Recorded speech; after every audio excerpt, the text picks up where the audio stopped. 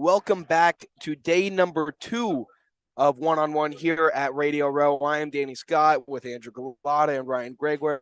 And day 2, we've been here for about an hour, and it's been absolutely crazy. The first hour, we've seen Gronkowski get interviewed, Emmitt Smith, Deion Sanders walk by. The stars are out here at day 2 of Radio Row. It's Thursday, starting to get closer to the game. I expect tomorrow to be even crazier with media people. But how are you guys doing this morning? Doing great. I mean, it's a bit of a whirlwind these last few days. A lot of people you've been seeing. It's just you forget who you even see or talk to just because there's so many different stars out here at these events. Tonight will obviously be kind of the impetus of, I think, the NFL type stars because the NFL Honors is tonight. So all of the big players are out. We've seen Justin Fields, T. Higgins, Jamar Chase, Justin Jefferson, Christian all McCaffrey the stars over there. Christian McCaffrey over there. So every star is out in the NFL today, and that's just so exciting. Yeah, Andrew brings up the NFL Honors. We'll get in later, some of our picks, previews for that, but that explains why today it's a lot more action-packed. And if you told me after Tuesday that it could get even crazier, I don't know if I would have believed you. But just being here, it is ramped up to another level. We were at Chiefs availability this morning, Eagles last night. So as we get closer to the game, it's getting more and more real that these two teams are going to face off. Yeah, definitely. And you guys got to talk to both teams. Well, we all got to talk to both teams yesterday, but you guys went to the Chiefs availability today. Ryan, I know you got to talk to Mahomes. What was that experience like? Well, it was crazy. There were so many cameras. It was very difficult to just get into the front row. I went early enough to where I had a good chance to ask him something. But, I talked to him about Jalen Hurts and both being from Texas, both being, black quarterbacks starting the first time in Super Bowl history. That's happening. They're clearly connected at the hip right now. So I asked what he respects about Jalen Hurts' game, and he mentioned his leadership. This is a guy who came into an older team who pretty much won a Super Bowl a few years before, but he took over the locker room, and Holmes really pointed to that as something that he gave Hurts a ton of credit for. And then, Andrew, you got to talk to Coach Andy Reid. Yeah, Big Red. Yeah, Big Red. And he's, first of all, he's just such a nice guy. Like, I think everyone's like kind of pins him as like this jolly old guy. That's exactly what he is. I mean, Did he have a cheeseburger? No cheeseburger, but asked him about yesterday's media availability. Yeah, someone had been asked, how do you take your cheeseburgers? And I think this is the 200th time I've been asked that question so far. But we asked him about the Chiefs offense, obviously the mastermind behind that offense. And last year, Tyreek Hill was on that offense. They weren't as successful as this year, where Tyreek Hill is not on that offense. And he always says it starts with Pat. Pat's kind of the engine, obviously Travis Kelce as well. But, it starts with the quarterback. It starts with the greatness of Patrick Mahomes. And to me, that just shows kind of how, this week maybe Jalen Hurts and Pat Mahomes are attached at the hip in many conversations. But overall in their careers, Pat Mahomes and Andy Reid are attached at the hip. And I think, Reid respects Mahomes so much and gives him the keys to that offense, I think, more than people expect. I think everyone talks about how Andy Reid is this mastermind, but a lot of it's also Patrick Mahomes. Well, Patrick Mahomes is just an alien of a football player. So when you got a guy like that, I definitely expect you to. And also, he also said about the other receivers, too. Yeah. They came in and they practiced with Mahomes over the offseason. I think they were down in Texas is what he was talking about, all the receivers and Kelce, the tight end, and they all met up, meshed together. And then basically from there, sky's the limit, and they're in the Super Bowl right now. So, I mean, it definitely worked for them. Well, it definitely worked for them, especially after trading a guy like Tyreek Hill. And then you kind of revamp the entire receiver room, bring in MVS, bring in Juju. And then obviously you still have Travis Kelce, who's been great. And yesterday I got to talk to Jason Kelce, Travis's brother, and that's been a complete storyline here at the Super Bowl. And I actually got to talk to 8 out of the 10 offensive lineman starters that are going to be playing in the Super Bowl. Yeah, I got to get my offensive line guys. But just asking them all about the battle of the trenches, and every single one of them, I think Jason Kelce gave the best answer. He talked about, the battle of the trenches may not win you a game, but it will definitely lose you a game. And luckily for both these teams, they have great offensive lines and really know how to protect their quarterbacks. The Chiefs in that 2019 Super Bowl, Patrick Mahomes was just running for his life. They have completely revamped that offensive line, bringing in guys like Joe Thuney, Creed Humphrey. It's been great to watch what they've been able to do and protect Mahomes this year, even though he's playing kind of hurt right now. I will say on that note, the Chiefs know what it's like to lose the battle of the trenches, to lose you the game, because that was the Super Bowl versus the Bucs. And really, they spent the last 2 years revamping that offensive line. You bring it up. They bring in Thuney 2 years ago, spend the most money, I think, on a guard in NFL history. at the time. They draft Creed Humphrey at the end of the first round. He's been phenomenal out of Oklahoma. Going to be a great matchup with seeing some of the Eagles pass rushers lining up inside in him. Their defensive tackles the best in football in a depth perspective. So it's going to be really interesting. You talk about talking to, Jason Kelce. I don't know if he's ever seen this much media. I'm sure for sure the Travis Kelce storyline is raising his notoriety, and it has nothing to do with the player he is, because he's been one of the best centers in NFL history for a while now. 6-time All-Pro. But now it's the fact that how much love do offensive linemen usually get, right? On their own, at least. Not a lot, but because of Travis this unique Kelce, storyline, Travis Kelce's such an electric personality and player on the field. It's adding a lot of juice to this matchup. It's another great storyline that we've talked about. Travis Kelce, because he had media availability too. He was on the podium, and he basically said after he got kicked off the Cincinnati team, he was living with Jason Kelce, not paying rent, not paying for food, so he was living off his brother, and that's the start of his career. Jason Kelce tried to petition to the Cincinnati coaches to get Kelce back on the team as well. So when these two talk about how close they are and how integral their relationship is to their careers, I don't think they're joking. Yeah, and another story that I don't think you guys heard yesterday, but when I was sitting there talking to Jason, he said the reason that Travis is on the Chiefs is because of him. Andy Reid called him up, had drafted Jason. 2 years later, goes to the Chiefs, and he calls up Jason and goes, "Hey, I'm thinking about drafting your brother. Give me a reason why I should and why I shouldn't." And Jason obviously only had great things to say about his little brother, and I think that was a great decision by Andy Reid. And what I love about them too, like these weren't top picks. They didn't go to Alabama, Cincinnati, not a Power 5. They really had to work. Fordham played Cincinnati with Travis Kelce on the team. Really, I did not know that. I'm sure that didn't go far away. But yeah, these guys, they really had to fight for their opportunity, and you see it with how they play. They're very close. The fact that they started a podcast this year together, now they're facing the Super Bowl. That media company who started that, they couldn't be happier, I'm sure. The publicity that they are getting, I know they had their mom on the other day asking her who she's rooting for. I believe she's leaning Jason because Jason's given her grandkids and Travis has not yet. But I'm sure she'll wear the split jersey at the end of the day, and such a great storyline to have that family so entrenched in this game. I think overall, those two guys, class act guys that have went from, I think was Travis. I know Jason Kelce was a 6th round pick and Travis third, I think. Yeah. So to see them, as you said, come up to be not only like good NFL players, but Hall of Famers just shows about their work ethic and their relationship. And then, from there to have them play in the Super Bowl, them get on such successful teams at the same time. It's great luck. Yeah. I don't even know if it's that much luck. It's just the guys that their team's getting here. Yeah. Their work ethic is definitely, you hear them talk about it. They're very good. And then they make the team around them better. Jason Kelce is one of the best centers in the NFL, if not arguably the best center of all time with how many All-Pros he's done.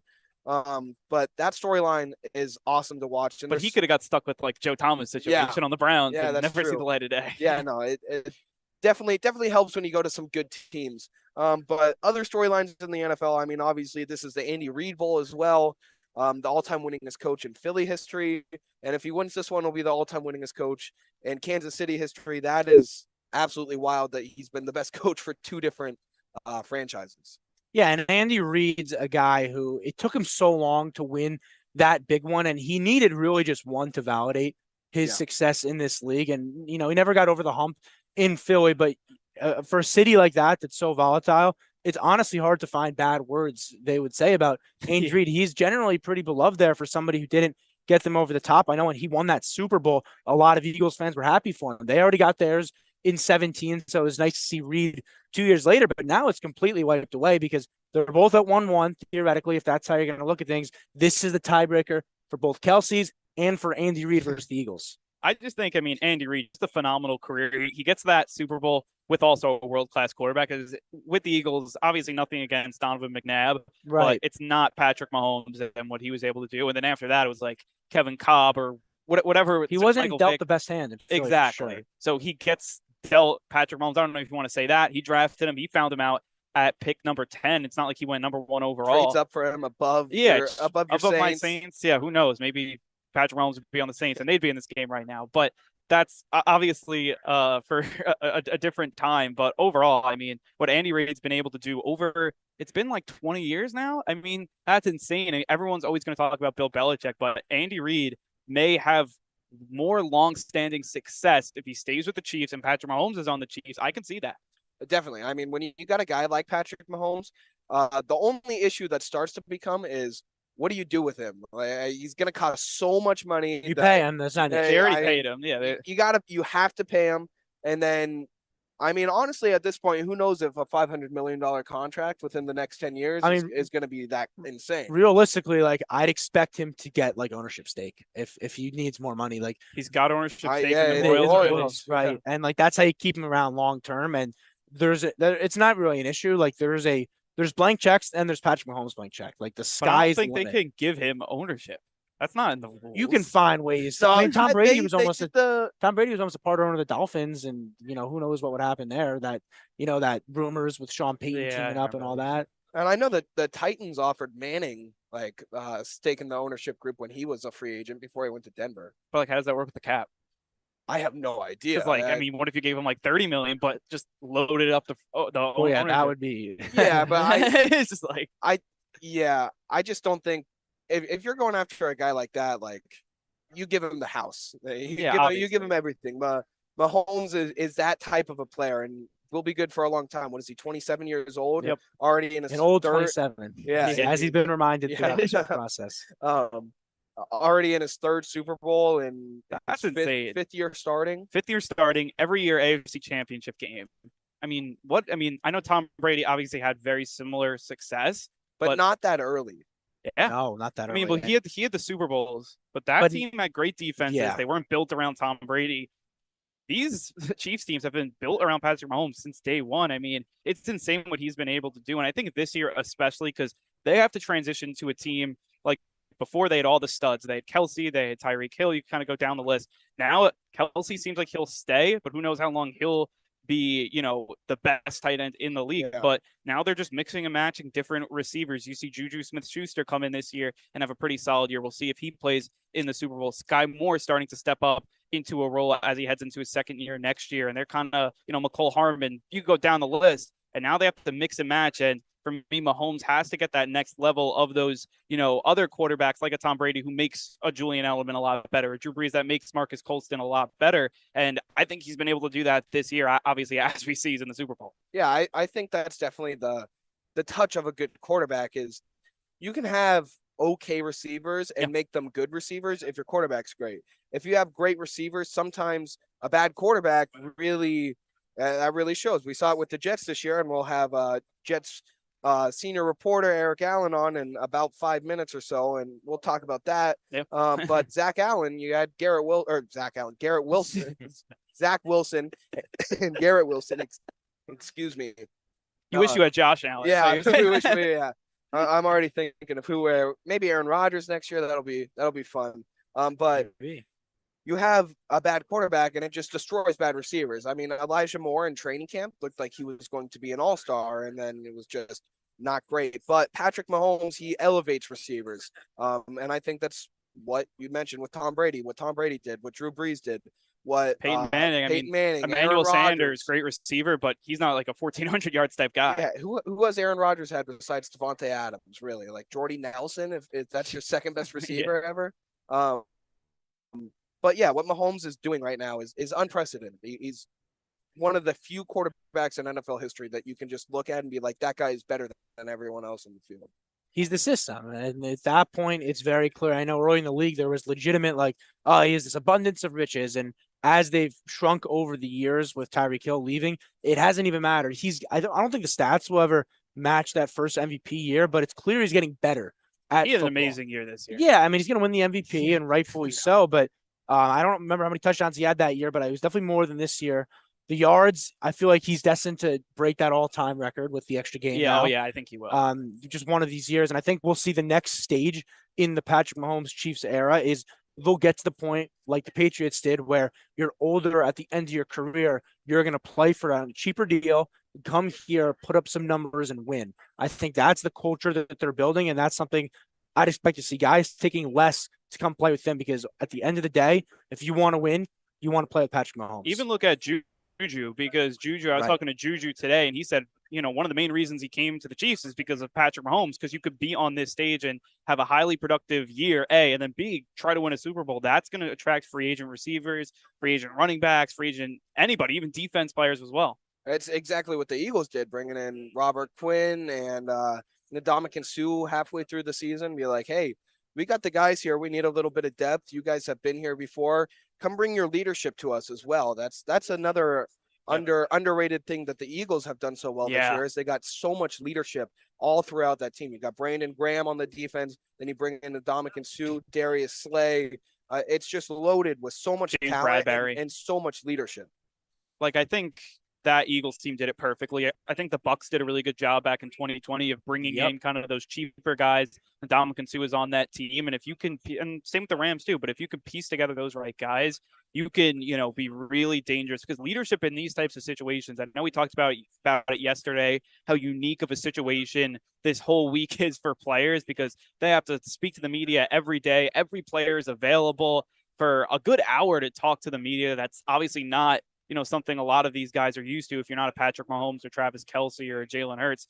So to have those veterans to kind of teach the younger guys through this week is so important. It's very important. I reached out to some of the Chiefs rookies today and asked, you're going into your first Super Bowl. These guys are in their third. What is that experience like? I asked Jalen Watson, a guy in the secondary. He's going to be starting in this game. He's a rookie. And a lot of what he talked about is these vets, these Kelce's, these Mahomes, they're just instilling this is a business trip. Yes, it's going to be loud. Yes, it's a huge game, but you got to embrace that if you're in the NFL. And I think that's what we're going to see. But that goes for both ways, because you have leaders on both sides that have been in the Super Bowl. The Eagles a few years before, but a lot of that core, the Kelce's, we talked about, the Cox, Lane Johnson, they're still here. Brandon Graham strip sack on Tom Brady to win that Super Bowl.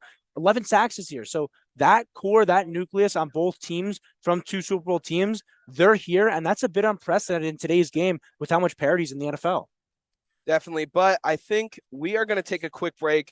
Hopefully we will have Eric Allen on the other side, but if not, we're going to talk some Kevin Durant trade to the Suns. We will be right back here from Radio Row.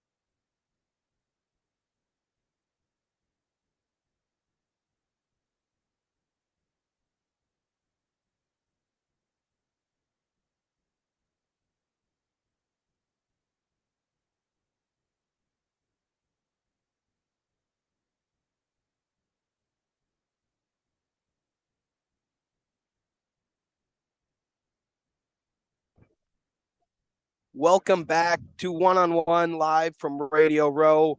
We have Mike Calamari joining us because he's the kind of NBA guy of the crew here. The NBA guru. I'm an NBA guru now. Oh my God. But Kevin Durant traded to the Suns from New York, where we just were, to where we are now in Phoenix. Kevin Durant and TJ Warren going to the Suns for Cameron Johnson, Mikal Bridges, Jay Crowder, and 4 first round picks.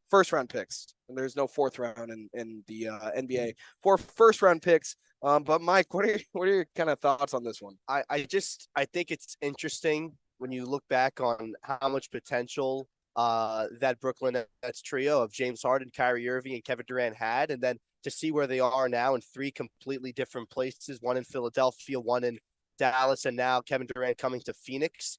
And the Nets hit rebuilding mode, a team that's in line for a 5th seed in the Eastern Conference or a 4th seed in the Eastern Conference. With the conference changing very daily, it's hard to keep track. But they're, if everything goes right, they were going to have a home playoff game to start that first round. And now you look at completely different. They basically trade their big time assets. They rebuild. They get Spencer Dinwiddie back in New York. They get Mikal Bridges. They get a lot of different pieces that are going to help them build for the future. And they get the first round picks too, but they're not in a win now mode. So if you're Joe Tsai and you're the Nets organization, you had so much potential bringing 3 of the best players in the NBA to your team. And you're going to look back now as this is one of the most disappointing teams, one of the most disappointing eras we've seen in basketball history. The Brooklyn Nets big 3 is the biggest failure in the history of basketball. I am not afraid to say that whatsoever. 30 for 30. This was statistically the greatest big 3 ever assembled. 3 guys at the top of their game, 3 MVP candidates, guys that were good enough to win you rings. And they played less than 20 games together. They never got out of the second round, even with KD and Kyrie having multiple years, just the 2 of them, never out of the second round.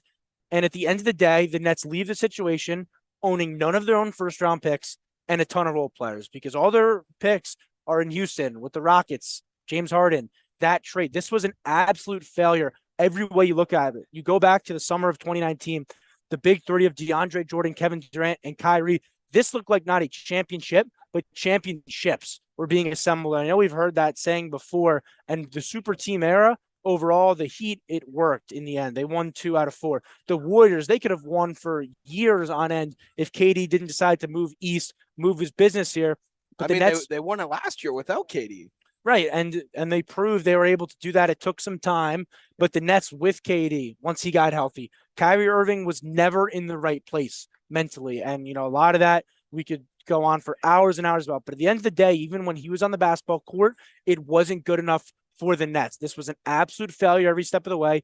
They leave this, and you look at the Kyrie trade from just a week ago.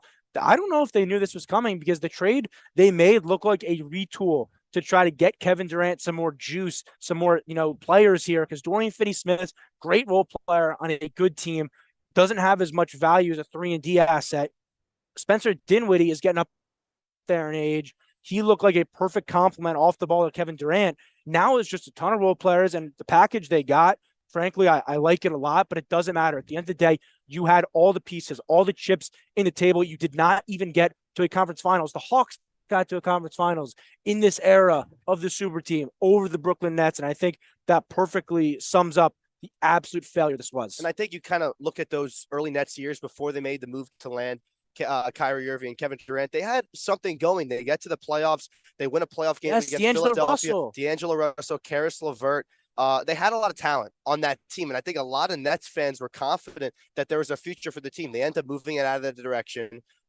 They bring in Steve Nash to coach the team. They bring in stars Kevin Durant, Kyrie Irving, and that was really the disastrous move by the Nets because it led to I know Kevin Durant's an inch away potentially from being the Bucks and moving on, and we have a different story maybe, but taking that out of the picture, this is just as bad as when the Nets made that trade with Boston in 2013. Yep. If you remember that deal, they got Paul Pierce, Kevin Garnett, Jason Terry, and they had to give up 3 first-round picks as well as a bunch of players, and that really set them back 5 or 6 years before they're able to start to retool. And now this move is going to set it back another 5, 6 years. This franchise has made horrendous moves in the past 10 years that have derailed their franchise, and they really haven't been able to be a consistent winning franchise because of it. Well, I think at least with these trades, you're getting stuff back. Like they have 12 first-round picks in the next 6 years. That is setting up for future success. And I think they're kind of realizing that when they went out and got Paul Pierce and Kevin Garnett,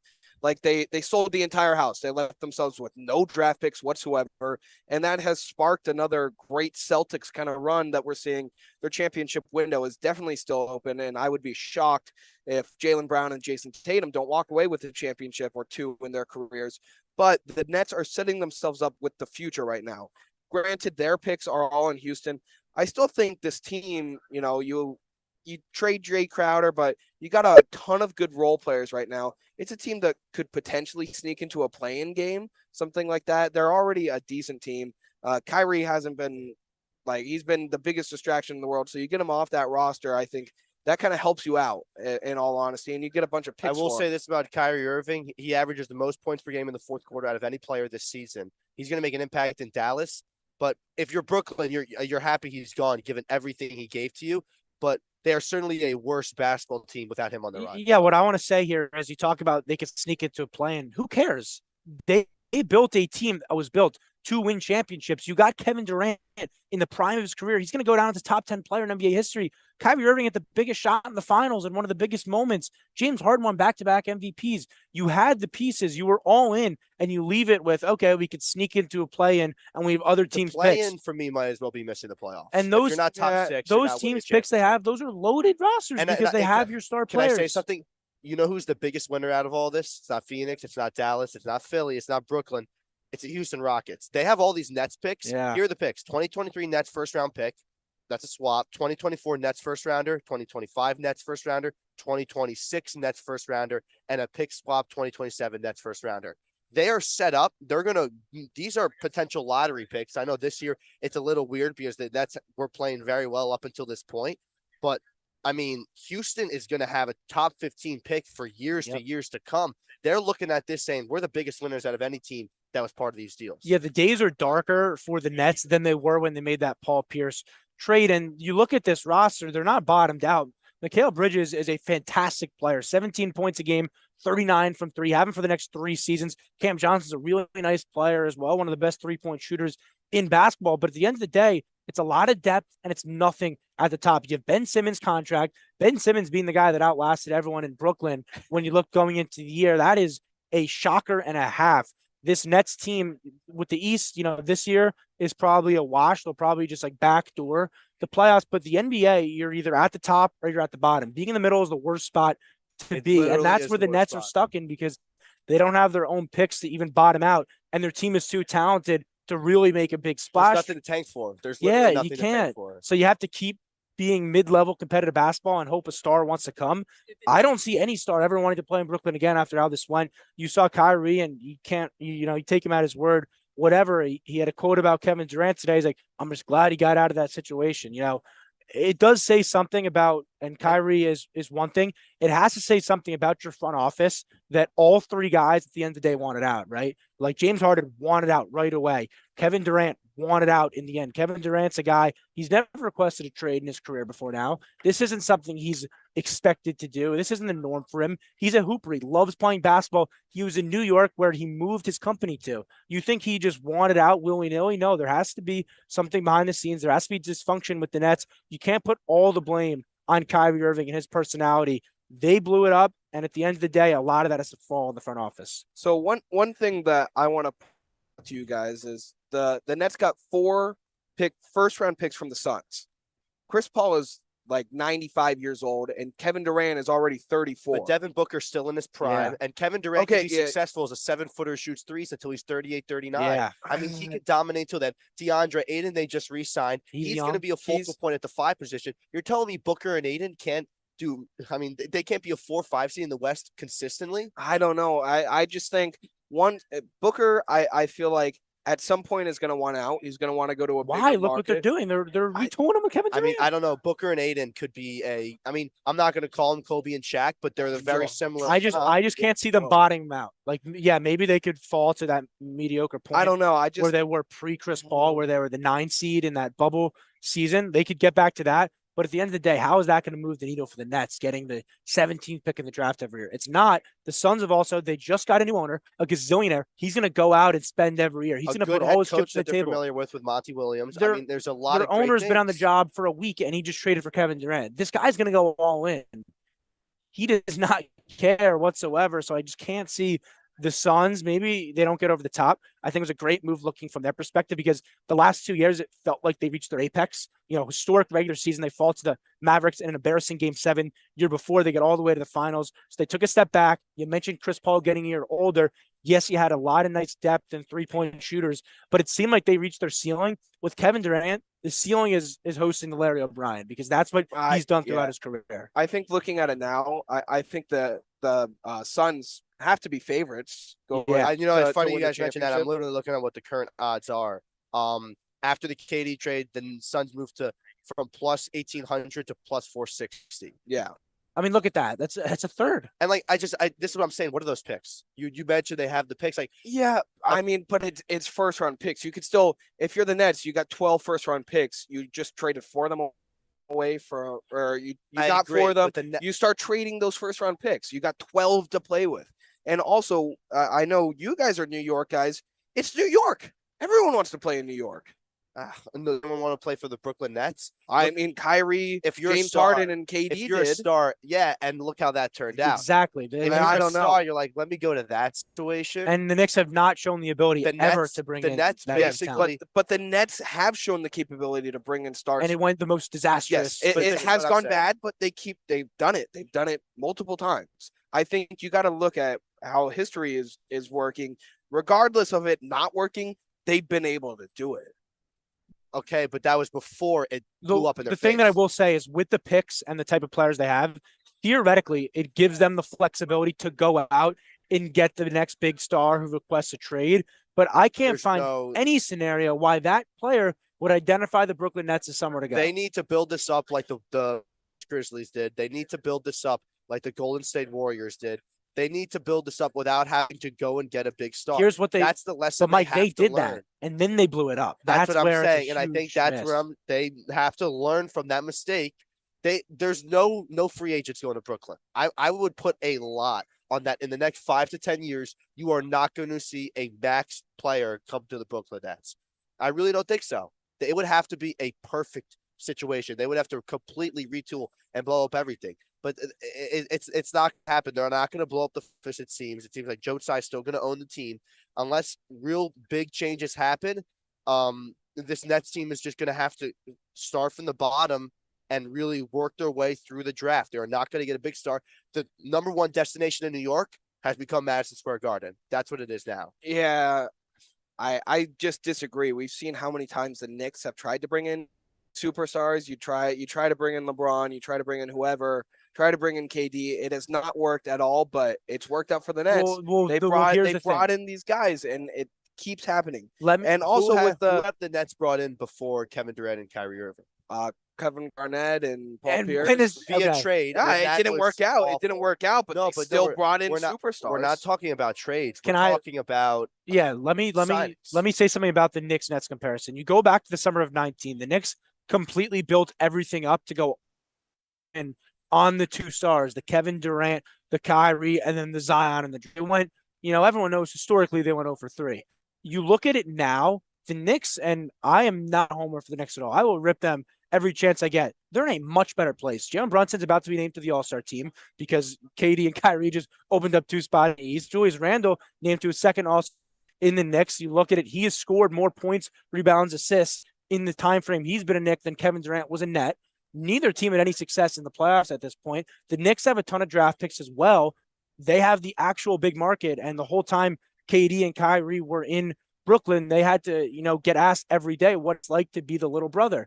That, I'm sure, is something where people look at, and the Knicks have not shown the ability to strike out as badly as the Nets in the case of they got them and then they had nothing to show for it. Yeah, I agree with you 100%. And the Knicks are set up with so much young talent that it's a great destination. They have the All-Stars. They have the talent.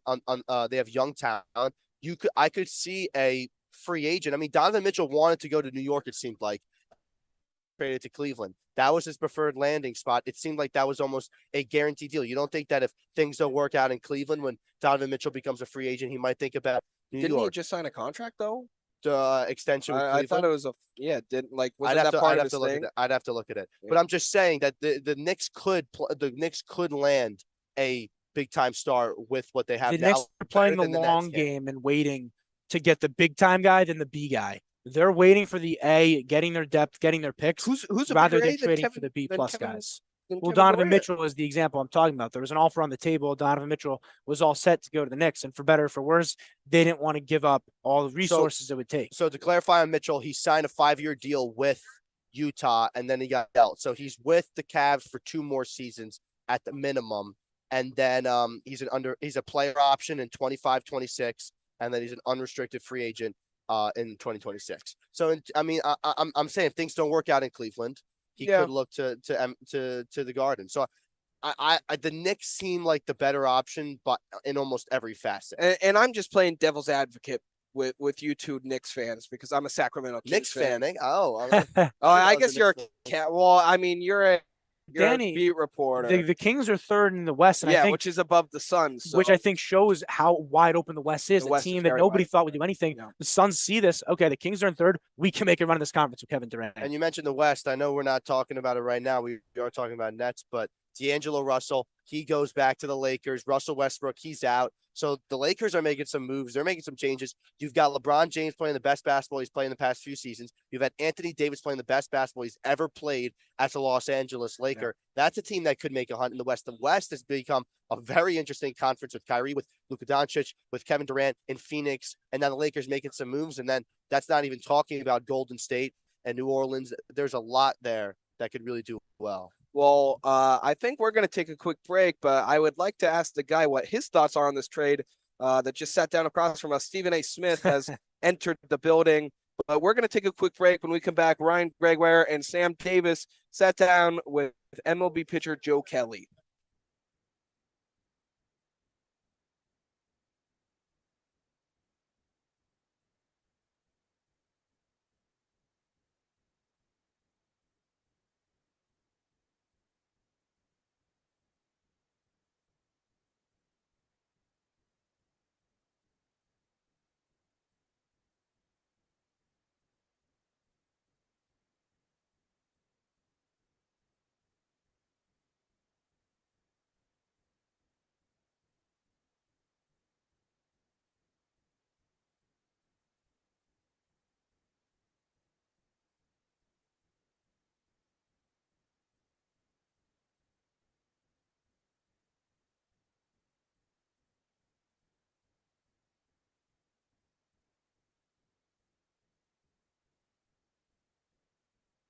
Sam Davis here with Ryan Gregoire, pleased to be joined by Joe Kelly, 12-year MLB pitcher, 2-time World Series champion. Joe Kelly, the author now, A Damn Near Perfect Game Reclaiming America's Pastime. Joe, first of all, thank you so much for being with us today. Sam, Ryan, thank you guys. Yes. Never thought I'd be an author, obviously. I never thought it would be Joe Kelly, the author, right? Correct. I think that's cool. It'd be on the Wikipedia page. Exactly. That's how you're known for now. I'm going to put that before baseball player. But Joe, just tell me about the book. What kind of motivated you to start writing it, and what can we kind of expect from it? Well, so motivation, we kind of pitched it a few years ago. Me and my co-author Rob, he's media member based out of obviously Boston, and we always did podcasts together. Followed my podcast on other shows, and he always felt like they went really well, right? So he's like, "Man, you have a lot to say. Fans respect you. They know you're transparent. They know you're being honest." He's like, "What do you think about writing a book when you're done?" I'm like, "Yeah, no problem. Let's do it." So then the lockout happens, right? And me being from LA, just got done playing with the Dodgers. So-called fan favorite, obviously. Every day I would go out, whether taking my kid to school, haircut, a lunch, a dinner, practices. I got the same question during the lockout, like, when are you guys going to play? Why are you guys being greedy? When you guys come back, I'm not going to watch you guys. And I don't have social media, right? So it's not like one of those things where I had time to kind of explain what was going on, deep dive into these deep conversations about why there is a lockout. So I started getting irritated because the lockout was going on. I missed the game. People were telling me how much they missed the game. And so I ended up sitting down and writing pretty much a letter to fans, right? And because I kept hearing the same thing over and over, like F baseball, pretty much. And so I sat down and it was an open letter I wrote, and it was called, it's pretty much a letter to fans, and it was pretty much don't give up on baseball, right? And so I sat down and wrote this, and that the Times ended up wanting to pick it up, and they're like, "Hey, it's cool. We put it in our sports site." I said, "Sure." So they put it in, and it blew up, and I didn't expect that, right? It was just me trying to just speak from the heart. Yeah, of course. Yeah. And ended up doing real well, and Rob came back and he's like, "Dude, that piece was great. Yeah, What about writing a book now?" And I said, "I don't know if we're gonna have that much time, man. Like, lockout's probably gonna end soon." He's like, "Well, let's just start getting the ball rolling." He's like, "Because if you want to do it, now's a good time, because a lot of publishers have been, reading this piece, and give you cred that you could actually write a book. Like, if we were pitching this with I had no content, like, how could this guy write, And so we pitched it, and I mean, we had great from big companies to little companies, different kind of publishers who were like, "Yeah, let's talk." So we kind of got the ball rolling, and we ended up going with Diversion, who's a great publisher, and we started like, "Hey, this is the deadline. Let's get it done." So it was a multi-year thing, but ultimately, I mean, me and Rob cranked it out in like 3 months, grinding super hard. But yeah, it's a great book. I mean, it goes from, obviously people know the incidents of, my fights, and the more recent one, obviously with Carlos Correa and the Astros. That's actually chapter 1. I titled it "The Power of a Pout." So you jump right into it. Yeah, you got to jump right into it and kind of clear it and kind of get the reader's attention. But there's tons of stuff in it, and there's from famous actors to musicians to my guys I played with, to different sports, to hockey, to golf, to everything, and everyone has a story about baseball, right? Like, it's America's pastime. Every single year there's more kids playing baseball in little leagues or ponies or anything than any other sport combined. But the disconnect between that and the actual views are way far off, right? So there's different ideas about how to change that, how to coach. I'm a coach. I coach my kids, and how to actually coach kids who all they want to do is watch Twitch streamers and copy these dances and do that. Like, and I don't shy away from saying that's bad, but like, as a parent and you're coaching a kid, like, how to be less frustrated with it, like how to get kids' attentions, just understanding how little kids work. And then obviously my favorite chapter in the book is me and the commissioner, Rob Manfred. So going into it, obviously we had our problems. I've been suspended multiple times from him. I've been fined, not from him, but baseball. Yeah, of course. Suspended, fined a ton of money. I've been outspoken about it. And the lockout, the players and the commissioner didn't really have a good relationship, right? So there's a whole chapter, literally just me and Rob sitting down, and I'm not going to say I'm the first player to ever do it, but I think in a positive light of actually having good interaction and actually listening to what I have to say, what he has to say, open dialogue, I think is probably the first time of I'm not saying all sports, but I think of baseball, where a player who's still playing and the commissioner speak, and nothing's edited in it, verbatim, word for word, 45-minute, turn into a chapter. And for me, when I was done with it, I had a change of heart for him. I'm not going to lie. I didn't like him. After we spoke, I understood him. I understood his thought process. I understood how much he loves the game and he's not hurting us, how much he's pushing the game this way. And I think fans, especially players, I know for sure, but fans are going to have a change of heart for him too. And, I think it's going to show people that, yeah, he is really good commissioner for our game. Obviously, Adam Silver's loved by everyone in the NBA, fans, everything. And, Rob is not too far away. It's just that he hasn't been, the pub on him hasn't been great, right? He called the World Series trophy a piece of metal.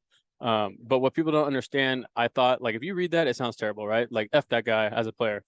We play for a World Series. We want this. Like, that's all we play for. And at first, if I read it, like, yeah, that's BS. I didn't want him to say that. But knowing him and talking with him, he's very witty. He's very funny. Like, it's just like, what's the big deal? It's literally something I probably would have said. Like, what's the big deal? Like, yeah, the trophy, but like, it's literally a piece of metal. It's made out of metal. Like, what do you want me to say? Like, you guys are playing for this. It's made out of metal. Like, it's funny. You know what I mean? Like, he wasn't trying to be negative. And so when that gets taken like that, people see him in the wrong light. But yeah, like I said, I had a change of heart, and there's a whole chapter in my book, A Damn Near Perfect Game, and I'm excited for people to actually see him in that way. Well, first off, love the Baseball Isn't Boring shirt. Appreciate it. Yes. I was gonna say, yeah, that's a great shirt. Yeah. Yeah. And just in that aspect, you brought up the gap between more kids playing baseball, but yet the viewership's going down. So in those conversations with Manfred, I'm sure you write about it a lot in the book, but what are some of the ways that Major League Baseball is looking to attack those issues, grow the game into a younger audience, and get baseball back to being America's pastime? Yeah, so that's a good point. So what has happened, why the views have gone down? Number one reason is back in the day, obviously baseball wanted to make more money. These owners want to make more money. And they ended up kind of monopolizing your team into an area of cities and / people who go watch it, right? So all these regional cable networks came in with tons of money and said, we want to broadcast your games for the next 10 years. Here's this money. And I was like, sure.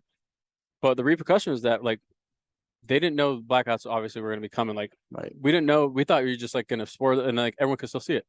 So that didn't happen, right? So all these teams are locked into that.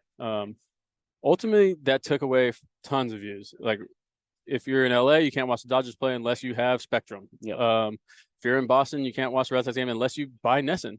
Like, if you have DirecTV, sucks for you. Like, you have to have the cable. There's some spots in Connecticut too, because that's where I'm from, where you can't watch Yankees or Red Sox based on the area. You can't watch multiple teams. So that counts even towards Mets the or views, whatever. right? Yeah. So he knows that. I knew that. We kind of talk about it, and we kind of are weeding out those deals. And what he's doing, kind of setting the tone already, right? So he sees the writing on the wall of where we need baseball back. So he's not going to go out and say, hey, you guys are done. Once this deal's up, you're done. You know what I mean? But what he's doing is kind of making it transparent that he's done. Hence why you see we sign with Apple. We sign with now YouTube. Like, we have the game of the week on Friday. So he's already setting the foundation for when these deals run up, our views are going to come back through that way. Another way the views are going to come back is, making your team actually spend money on players. So, Steve Cohen, like, I'm technically the enemy because I play against the Mets, right? But I'm a big fan of him. I don't even play for him. That's not my boss. But I'm excited as a player going like, dang, look at him do this. Oh, my God, he signed that guy. Like, how many guys are going to sign? Like, and I'm an actual MLB player. As a fan, it's even more exciting for them, right? And so I talk with Rob in the book, like, hey, when are we going to get, the Steve Ballmers? He's sitting courtside. He's dumping all his money in the Clippers. He's passionate. Where are the baseball owners? You don't ever see him on TV. You don't ever see him in the front row. You don't ever see him committing. Like, how are we going to get Pittsburgh to spend more money on their players when, we had one player on our team make 38 mil last year and the Pirates spent 43 on the whole team? Like, that's not fair. Like, we need to weed out the old owners, because when you become an owner for one reason, right? You're a billionaire. And so you have other billionaire friends. But the way to one up your other billionaire friend who might have $1 billion more than you is to say, you might have more money than me, but guess what? I own a team. Yeah. Look at how cool I am. So it's a way to kind of stunt on billionaires, right? But somehow along the line, the disconnect came where they forgot that they already made their money. And it's just like, why would you buy an Escalade instead of a Tahoe? Like, it's the same car, but you buy the Escalade because you have the money. Right. You don't buy the Escalade to like keep making money. So like, it's like a team. You don't buy the team to keep making money. Like, you already made your money. That's how you own a team.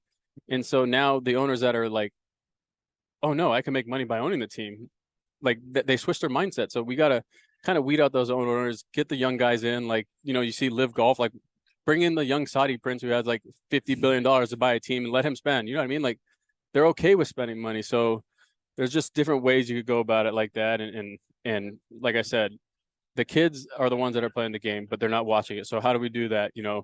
I go through and I told Rob, it's not in the book, like, after, like, man, I got an even better idea. Like, we're signing these deals with these companies, right?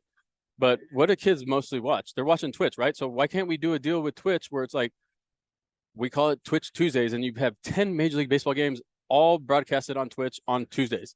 Like, because then the kids are already on Twitch, watching their favorite streamers. Like, why not have them be a part of baseball? Like, that's how you kind of grow the game, the instant, instant gratification of a play. Like, MLB owns all the copyrights. So if someone does something good or someone gets hurt and blows out their ACL, if you search it on Twitter, you can't find that injury anywhere until MLB puts it out, right? But you see a UFC fight and go, guy blows his knee out.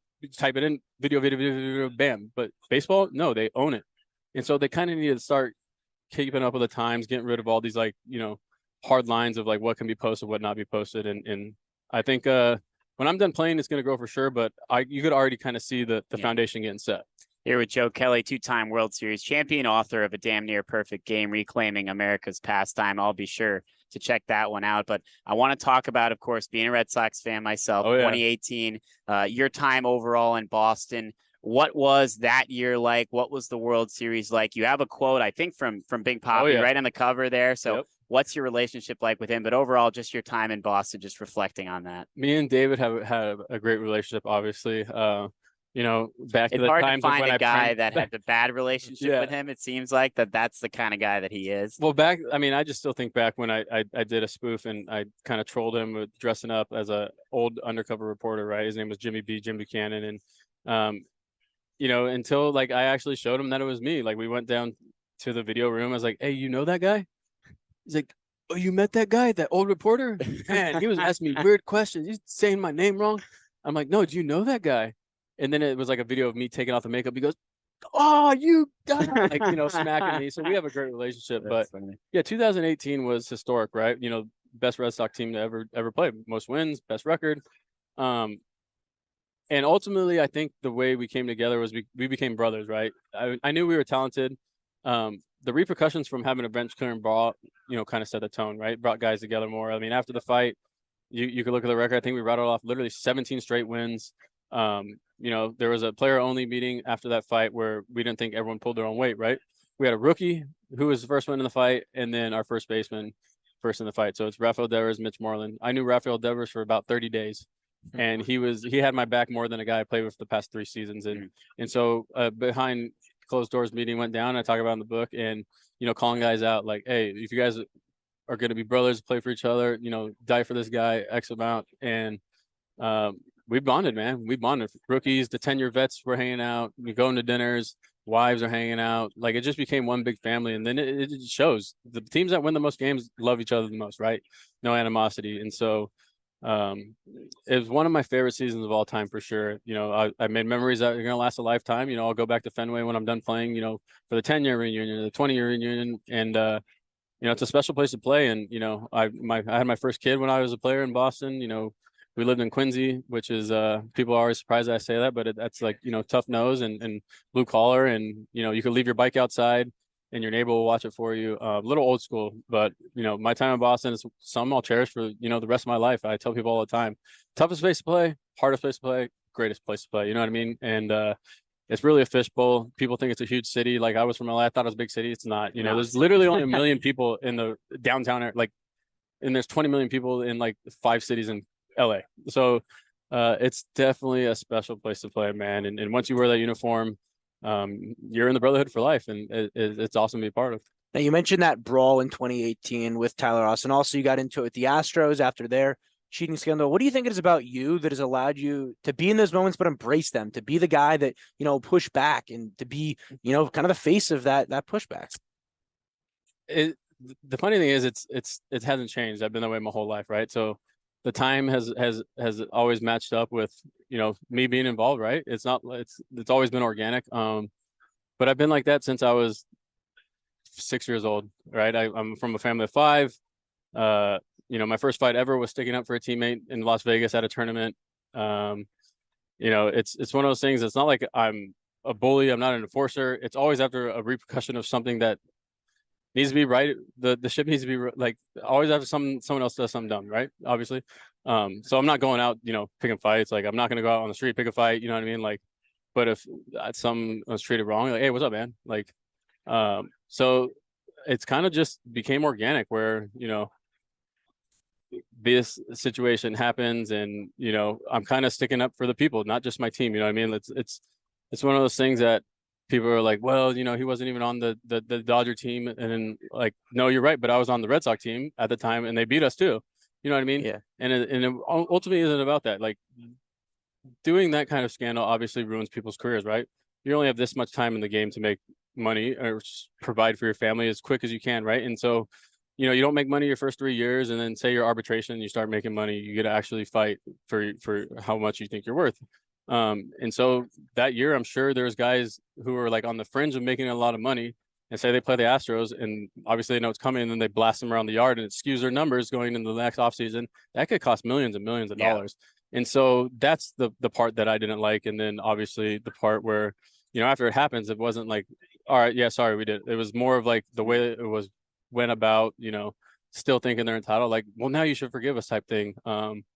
So it's always been, I feel like people who don't can't stick up for themselves, like they want to, but like they don't have it in them. They weren't born that way. They weren't born with like if I get in a fight, I don't care if I lose, but I'm still gonna fight for what I think is right. You know what I mean? And it's kind of carried throughout my whole life. And just because I'm playing Major League Baseball, I'm not gonna be any different. Like I'm still a human being, right? Like that's why I guess fan bases have came to love me, because I'm authentic, genuine. If the media asks me a question, what happened? Why'd you get injured?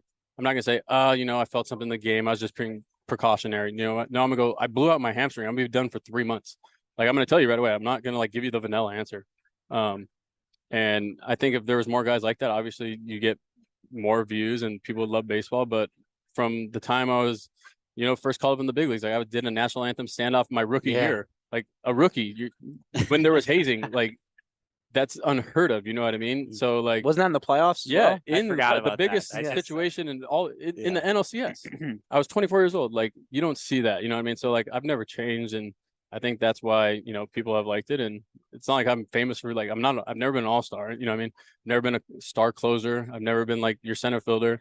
But like I could walk down the street with Mookie Betts in LA and people like, Joe, let me get a photo. And Mookie, can you hold the phone? Like, you know what I mean? So has that ever happened actually? Oh, it's happened numerous times. Oh my god. Like Cody Bellinger, that blows my mind. Yeah. But like that's what people Betts, connect though, that's what people connect with, you know what I mean? Like they don't know Mookie on a personal level. They think like I'm family. You know what I mean? At that point. So definitely. Yeah, no, it's Joe. I really appreciate you taking some time. Guys. Just a couple more here. Looking at 2020 and that World Series with the Dodgers, just talk about what that experience was like. Obviously no fans and it's such a different environment. Obviously the world in a completely different place. Just what that year was like for you winning the World Series with LA. The year was crazy, obviously. Got suspended, but what was cool though, we did finally, the championship series, we had half the stadium filled, right? And in the World Series we had fans, which was great. So it felt like World Series, but it was different, right? We win the World Series and my dad, my family, my brother, like they're all sitting in the stands. They can't come celebrate with us on the field. So it's kind of upsetting on that point. But yeah, we were the number 1 seed, right? So we were in Arlington. We were in the same locker room for 41 days, whatever it was, same hotel for 41 days. Kind of shut off from the world. And it was fun though. That's the kind of memories we made. Like my kids became best friends with ex-player kids, where like normally that wouldn't happen because you go to the field, they're in the family room. All right, bye, see you later. But we were all living together, like room, like one big unit for a little over a month, right? So that was probably one of the coolest takeaways I have from the World Series. Winning a ring is awesome. The celebration, there was no parade obviously because of COVID. But the bonds we made obviously with winning is big, but we're on all different teams, most of these guys now, but we also talk to each other. Like I just played golf in Justin Turner's golf event. It was Seager, it was Nick Punto, me, guys on different teams that are like still playing baseball, but like that just shows you what kind of bond you have, right? Like because I mean, when the world was at its craziest, we had each other. And so that's another special bond that we'll always have forever. So yeah, it was definitely a different kind of World Series and different kind of celebration, but they both have their positives. So yeah. Now the infamous picture, the meme that everyone knows, I'm sure by now, the shrugging, leaving the mound with the Dodgers. Just wondering, did that change your career at all? Did that let you get noticed more? And you said you don't have social media, but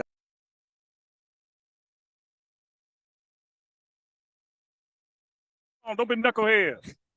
Let's go. Welcome back to our Super Bowl 57 edition of One-on-One. Sam Davis, Ryan Gregory. It's Frank Caliendo with us here. Frank, thanks for taking a couple minutes. Awesome. So you guys are in school? That's seniors.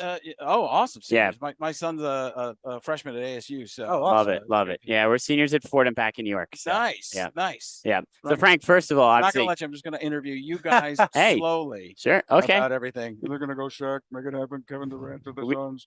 So we knew the impressions were coming. First of all, how's it been being here, being at Radio Row, especially with your son here? I've done this a million times. So I walk around trying not to make eye contact with people so I don't end up on too many shows. Yeah, So I saw you guys. I was like, I need to be on with the Fordham guys. That's what I need to do. I was like, screw some of the networks, none of that stuff. I've been around this.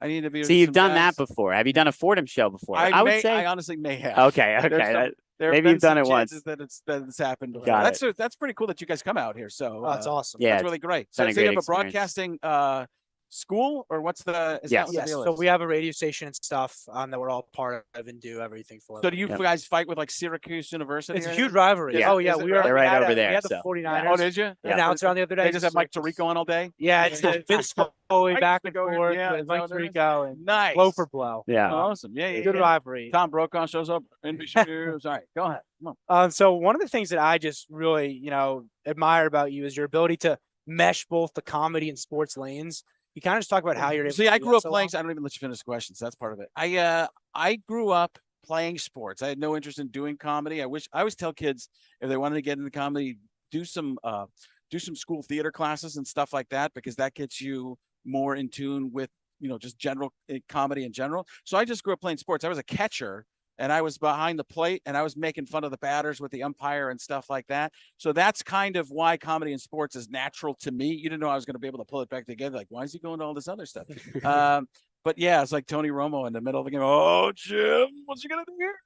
So yeah, that was why comedy in sports came. It wasn't on purpose. And then once I got there and was doing sports with comedy, I just got lazy and didn't try to do a bunch of other stuff. So that's the reality behind that. Frank, do you have a Vince Scully impression? Since we are Fordham. Fly ball into deep center field. That's probably all I could do. Got it. I didn't know if you had one or There's not. I know always you one, but haven't tried them out, but baseball is so regional. Yeah. That and Vin Scully was one of the biggest names ever to do it.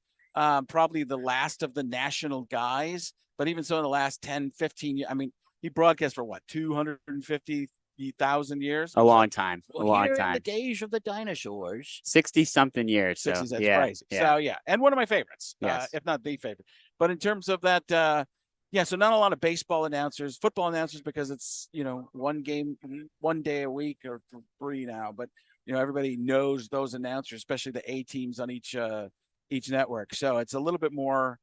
It's a little easier to find people that everybody knows. And when they're analysts, they describe stuff that's going on. So that's why Madden was so good, because you could describe the everyday stuff as you would hear them in a football game. I will say that if there's one baseball guy you have to do, it's Vince Scully. Yeah. And he was even on The Simpsons a bunch, right? And he called NFL games as well back in the day. He could do everything. Right. Yeah. So yeah, it was like an Al Michaels before Al Michaels, right? Yes. Well, do you believe in miracles? Yes.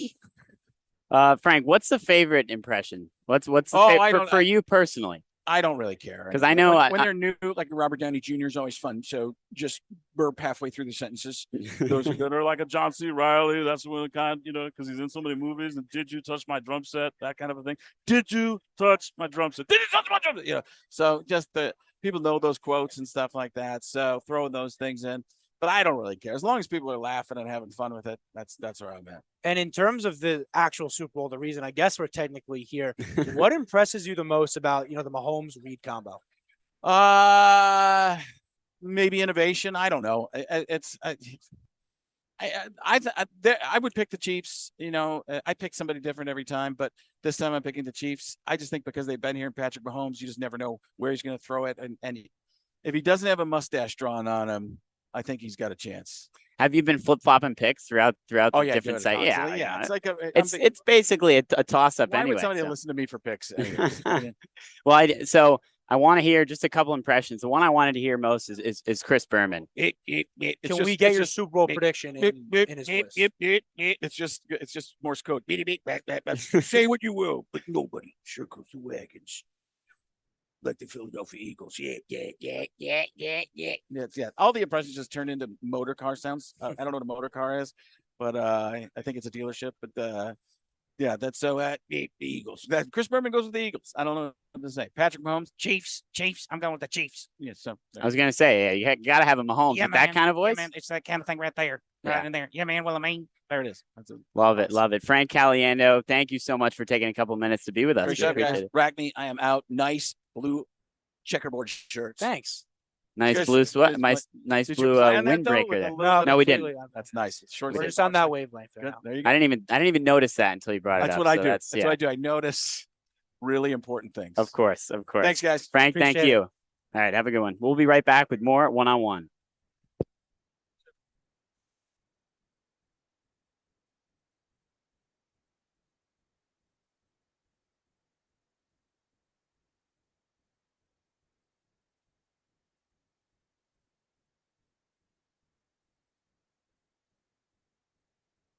Recording stopped.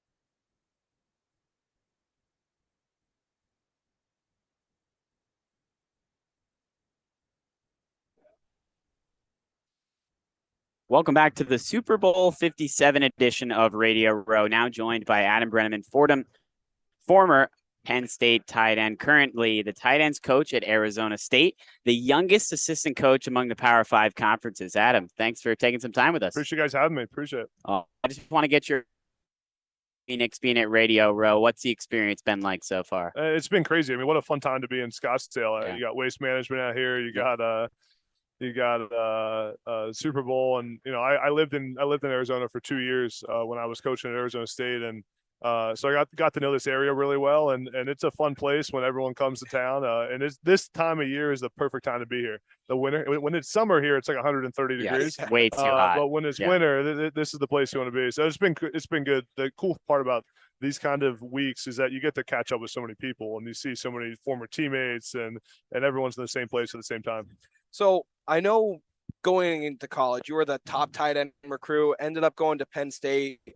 Can you just talk about like what that recruiting process was like and why you ended up picking Penn State?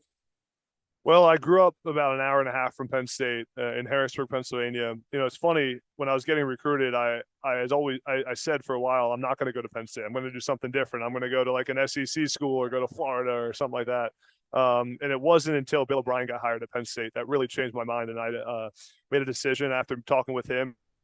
O'Brien at the time was just coming off that Super Bowl run with the Patriots where they had Gronk, Aaron Hernandez, these great tight ends. And then he got the Penn State job, and I saw myself in that offense. And O'Brien made it really easy, and it ended up being the best decision for me is just staying home and going to Penn State and, being part of that program.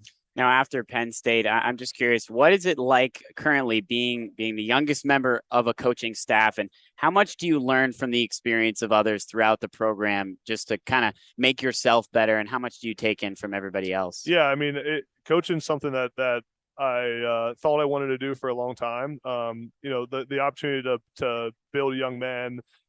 It's really, there aren't many jobs where you can have as much of an impact as you can when you're a coach. And it's something I really enjoyed. But I left coaching in earlier this year. Spent 2 years at Arizona State. So spent one as a graduate assistant under Herm Edwards, one as the tight ends coach. And then this past year, kind of got into a bunch of media stuff and left coaching. But I mean, being a coach is something I've always loved and may get back into it someday. Would love to coach at Penn State someday. When you're as young as I was 25 years old, as you mentioned, being the youngest tight ends coach in the country, the youngest position coach in the country. There's just not many roles when you're that young that you can have where you're every single day you're leading a room of young men. Every single day I'm responsible for, are they going to class? Did their girlfriend break up with them? How's their emotional state? Do they know the playbook? How's their knee doing today? Like every single day I woke up and the first thing I thought about was, Curtis Hodges with their starting tight end, plays for the NFL now. Every single day I woke up, first thing I thought of was like, what's Curtis Hodges doing? It's such a cool experience. You get to mold these guys and have a huge impact on their life. And I've been blessed to be around really good coaches, James Franklin, Mark Whipple, Bill O'Brien, and seeing them made me believe it was something I wanted to do. So the NFL right now is in a huge tight end boom. You got George Kittle, Mark Andrews, maybe the best of them all, Travis Kelce playing in this big game. What has been that shift in the last few years that the tight end position is really starting to get a lot more respect? Yeah, it's become a sexy position. You know, back even when I was in high school, it wasn't always cool to be a tight end, right? It was like, it was one of those like lame positions that no one really wanted to play. It was jumbled in with the offensive line. Now you got kids growing up being like, I want to be a tight end, and a lot of those guys really, I go back to, I talked about Bill O'Brien and the Patriots. I go back to that season with Gronk and Hernandez when they had 100-some catches, Super Bowl run. Gronk had a massive year. That was almost, to me, the year where it flipped, where it's like, oh, tight ends are cool. Gronk kind of made it a trendy thing, and you've seen a lot of big time players now at the tight end position. It's become a really, really fun, sexy position. And I think offenses have done a really good job of knowing how to use tight ends. There's so many personnel matchups you can get when you have tight ends. You can manipulate defensive personnel by having different tight ends on the field. You can get a defense to bring out their heavier set and then spread them all out and run an empty set with 5 wide, but you got 2 tight ends in the game. Yeah. So when you got good tight ends, you can do a lot on offense. You mentioned, or you hinted at a little bit earlier, your presence and your social media presence, and how you've kind of taken that avenue in your career. I'm very curious, what made you decide to really embrace that presence on social media, and really, what have you learned over the time as you're starting to get a little more comfortable with it, use it more? Yeah, good question. It was really the movement of athlete-driven media made me want to get into it. Guys like Pat McAfee, who I think is like right over there. Yep. Guys like, you see some of these former athletes or current athletes embracing social media. You see like The Pivot and I Am Athlete and all these different podcasts and shows that were having a ton of success and being able to make a huge impact and had a ton of reach. I felt like in college football, I had and still have a unique perspective that not many people have, especially at my age. I was a 5-star recruit. I was an All-American at 2 different schools, went through the transfer portal, went through the NFL draft process, although I didn't play in the NFL because I had failed my physicals, and I coached. I was a position coach, and I had in college football, I had an experience in every single avenue. You're checking football. All the boxes. I could talk, so it gave me credibility on every single topic in college football to talk about it. So I really just started posting on TikTok, and I was just over at the TikTok studio doing some stuff over there with them. I started posting on TikTok, and one thing led to another, and then podcasts. I started broadcasting for ESPN and started doing a bunch of different stuff. And really, it all came from content and just trying to share that message about my story and talk about my experiences, because people love to hear that, but also break down the game in a way from a perspective that not a lot of people have. So I know you played in an era before NIL and then started coaching in an era that NIL was just getting started. Can you just talk about like what that process all was? And I know it's great for the game because these guys should be getting paid, but how has that affected recruiting and everything that's going on in the world of college football? I mean, it's completely changed the game. I think back to my career. Like, I wish we had NIL when I was playing, man. I would have made at least a little bit of money, I think it's a good thing at its core. What it's intended to be is great for the sport. It's great for the athletes. I've always said, if college football is going to be a business for the media, a business for the fans, a business for people that bet on it, a business for the athletic director, a business for the school president, a business for the head coach, it's a business for everybody. It should also be a business for the players. But at the same time, college football has an interesting aspect in that there's recruiting involved. It's different than the NFL. In the NFL, you get picked up by a team, salary cap, and you get brand deals based on what you actually bring to the brand. In college football, you got recruiting and inducements that come into play. So there are flaws in it, but like anything new that happens in the world, there's kinks that have to get worked out. And I think at its core and what it's intended to be is great. obviously the collectives and the bribery and things like that have to get worked out because no one wants that. No one that's actually loves college football wants schools to be paying kids to transfer schools. But I think we're already seeing the kind of the market even out on it and level out, and I think it's a great thing for the sport. Adam, before we let you go, just want to get your thoughts on the Super Bowl matchup, Yeah. and of course, I want to hear a prediction who you think wins the game. Yeah, I'm from Pennsylvania, so you know my take. Yeah, there. you're leaning one way, of course. I got Philadelphia Yep. 27, Chiefs 21. Okay. I think the Eagles' run game is kind of the matchup I'm looking at is can the Eagles run the ball? The Eagles run the ball at a pretty high clip, which not a lot of people realize. I think they run the ball a ton, and the Chiefs' defense hasn't been great against the run. If they can run the ball, they're going to have a lot of success on offense. Their offense is at its best when they're running the football. That's when Jalen Hurts is most comfortable, when they're running the football well. I think 27-21, I think it's going to go under the total. I think good defensive game, and Eagles going to control the clock. Former Penn State tight end Adam Brenneman. Adam, thank you for taking some time to be with us. We are. Appreciate it. Of course, the We Are Penn State from Adam Brenneman. Really nice conversation there. I think we're going to take a quick break, but stick around. More interviews coming here from Radio Row Super Bowl 57. We'll be right back with more one-on-one.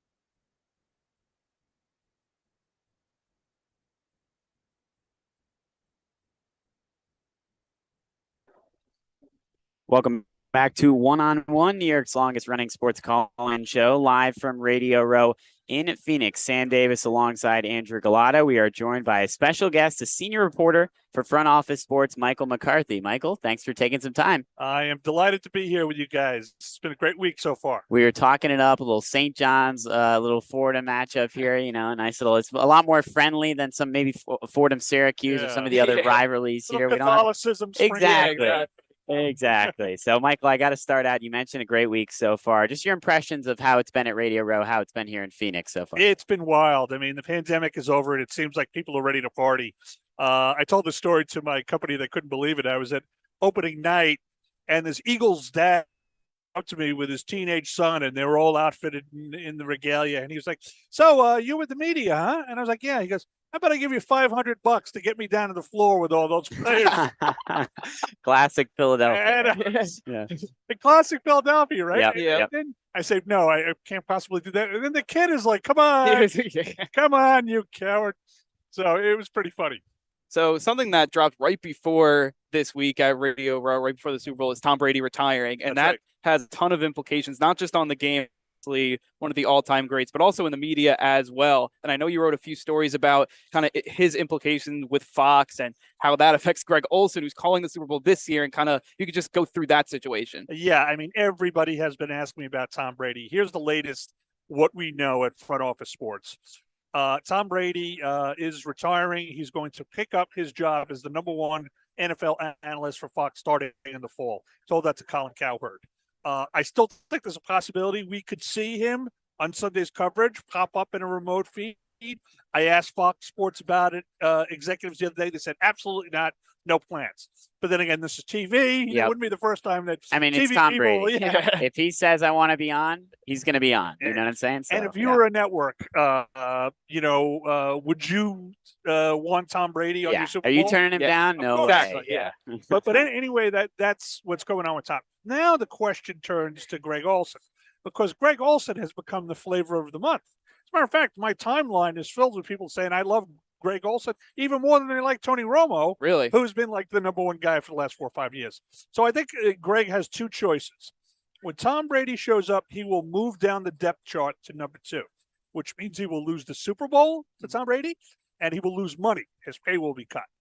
So he can either play the long game and stay as #2 at Fox, or he could split and try to get a #1 job elsewhere, like NBC, where Chris Collinsworth is not getting any younger, or even CBS, where the bloom is off Tony Romo's rose. Mike, you wrote an article today about the Eagles and Chiefs this year's Super Bowl being potentially the most watched ever. And I'm just curious, what are the reasons behind that, some of the big storylines? Why do you think that this Super Bowl could be as big as it is? I think the Eagles fan base will be huge. Yeah. Philadelphia is the 4th largest DMA in the country behind New York, Chicago, and Los Angeles. Then you have it existing cheap by jowl with the New York market, which hates the Philadelphia Eagles. Of course. So they will turn on in spite. Yes, Course, exactly. yeah. Plus you've got some great storylines. You got Mahomes, Jalen Hurts, 2 fabulous young quarterbacks, both black, historic first time 2 black quarterbacks have started in the game. You've got the Chiefs becoming a national TV draw, similar to the Cowboys or the Steelers. So I think the pieces are definitely in place. And Fox executive Mike Mulvihill went on the record with Front Office Sports. And he said, book it. 115 million viewers, new record. Wow. That's confident. I mean, it's a Super confident. Bowl. You got to go home. Yep. Now I kind of want to switch to maybe something NFL's not as confident in, and that's the Pro Bowl. Okay. And obviously they kind of switched their format this year. How do you feel like that affected their TV views? I remember reading one of your articles, and you said the Pro Bowl last year still got more views than the other All-Star games or like the Stanley Cup. But how do you feel like this new format will affect views? It's all relative, right? I mean, for years, the Pro Bowl was the Rodney Dangerfields of All-Star games. It got no respect. Yes. The players didn't try. Nobody broke a sweat. But guess what? They got more than the NBA All-Star game. And guess what? Yeah. Last year, the game stunk, and it still got more than the NHL Finals. Yeah. So, I mean, when it comes to the NFL, everything is relative. I talked to the league, and I was at the press conference with Goodell the other day. They have turned the Pro Bowl over to the Manning brothers, and the Manning brothers seem to have a minus touch right now. They've made the Mannings the face of the Pro Bowl, and guess what? A flag game got over 6 million people. So Goodell was, smiling ear to ear. He loves 6 million viewers for a flag game. Expect the Mannings and the flag football version of the Pro Bowl to continue for years. You also wrote, Andrew and I are both big golf fans, and you wrote about the Live Golf and their TV deal. How do you think it affects what's going on with the PGA Tour, the battle with the PGA Tour? What do you see in the future for Live Golf? Well, it's amazing. I mean, for such a staid white shoe sport, this has been a fight to the death. Yeah. I mean, it's been like a knife fight between these two tours. I think, CW is not a great deal. I mean, from what I hear, it's like kind of a time buy, a time share. But you know what? Everybody's got to start somewhere. Exactly. Because they're on YouTube a year ago. Right. So, obviously it's a big step up, even if it's that. I mean, take a look at who's broadcasting this game right now, Fox Sports. Well, in 1994, Fox Sports didn't exist. Yeah. There was no Fox Sports. I mean, all you had is the Fox network, which had a couple of crappy shows like, Married with Children, when animals attack. So things change in TV. I mean, one of the reasons they went with the CW, because there was nobody left for them to deal with in the U.S. Everybody's already has to deal with the PGA Tour. So I do think it's a positive. And I do think that Live Golf versus the PGA Tour is going to continue to be one of the biggest sports business stories of 2023.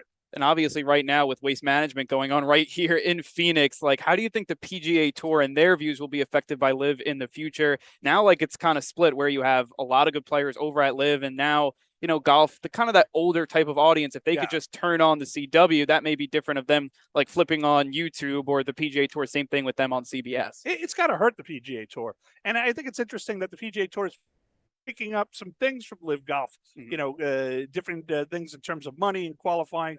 So what happens with pioneers is they end up with the arrows in their back, and then somebody comes along and picks up their best ideas. I mean, I'll give you a perfect example. 20 years ago, the XFL came out, and one of the XFL innovations was the Skycam. Right? They're going to put you right above the quarterback. You're going to be right in the field. Well, the XFL goes out of business in 1 year, and the next season the NFL picks up the Skycam, and now we couldn't live without the Skycam. So I expect that kind of symbiosis between Live Golf and PGA Tour. To I think the PGA Tour is going to get hurt by having a competitor, but it will also get better. Yeah, because it's been forced to compete. That's what I think what John Rahm was saying too, and especially with the Tomorrow Golf League. I don't know if you're familiar with that, where now a lot of the big PGA stars at this point they're getting signed on to do the Tomorrow Golf League, which is like a little more like I guess the hipper side of golf. The accepted version of Live Golf or different, obviously. I can't wait. Coming from different perspectives. Tiger, Rory. I mean, I think it's a thrilling idea. I think golf needed a kick in the pants. It was kind of this old fussy, fuddy-dud game. Announced by people who talked in whispers and all this cliches. And it really needed a kick in the head. And boy, they got it from Greg Norman. Mike, just giving. Obviously talking about the game here, I want to get your Super Bowl predictions, your thoughts on the matchup, and just what you expect from Eagles and Chiefs on Sunday. Yeah. I expect a great game, which as a sports media reporter is all I want. Of course. I have no rooting interest in this unless the Giants were playing. So are you a Giants fan? I'm a big Giants fan. Gotcha. I was a season ticket holder growing up, my late father and all that. So I think reporters, I think they get us wrong. What we really want is a good game to write about. Yeah, exactly. And what I really want is, as a sports media columnist, is a game that has great ratings and dramatic moments and all that. Interesting commercials, probably. Interesting commercials. That'll be part of it. Yeah. If I was to say pick a winner, I'm going to go with Chiefs. I think Mahomes is hungry again. He needs another title. I think the Eagles are a great team, but I'm going to go with the Chiefs. Thank you so much, Michael McCarthy, the senior writer for Front Office Sports. Thanks for taking some time to be with us. My pleasure, guys. We appreciate it. Sam Davis and Andrew Galata. We're going to take another quick break here on One-on-One. We'll be back with more from Radio Row Super Bowl 57 in Phoenix. Stick around.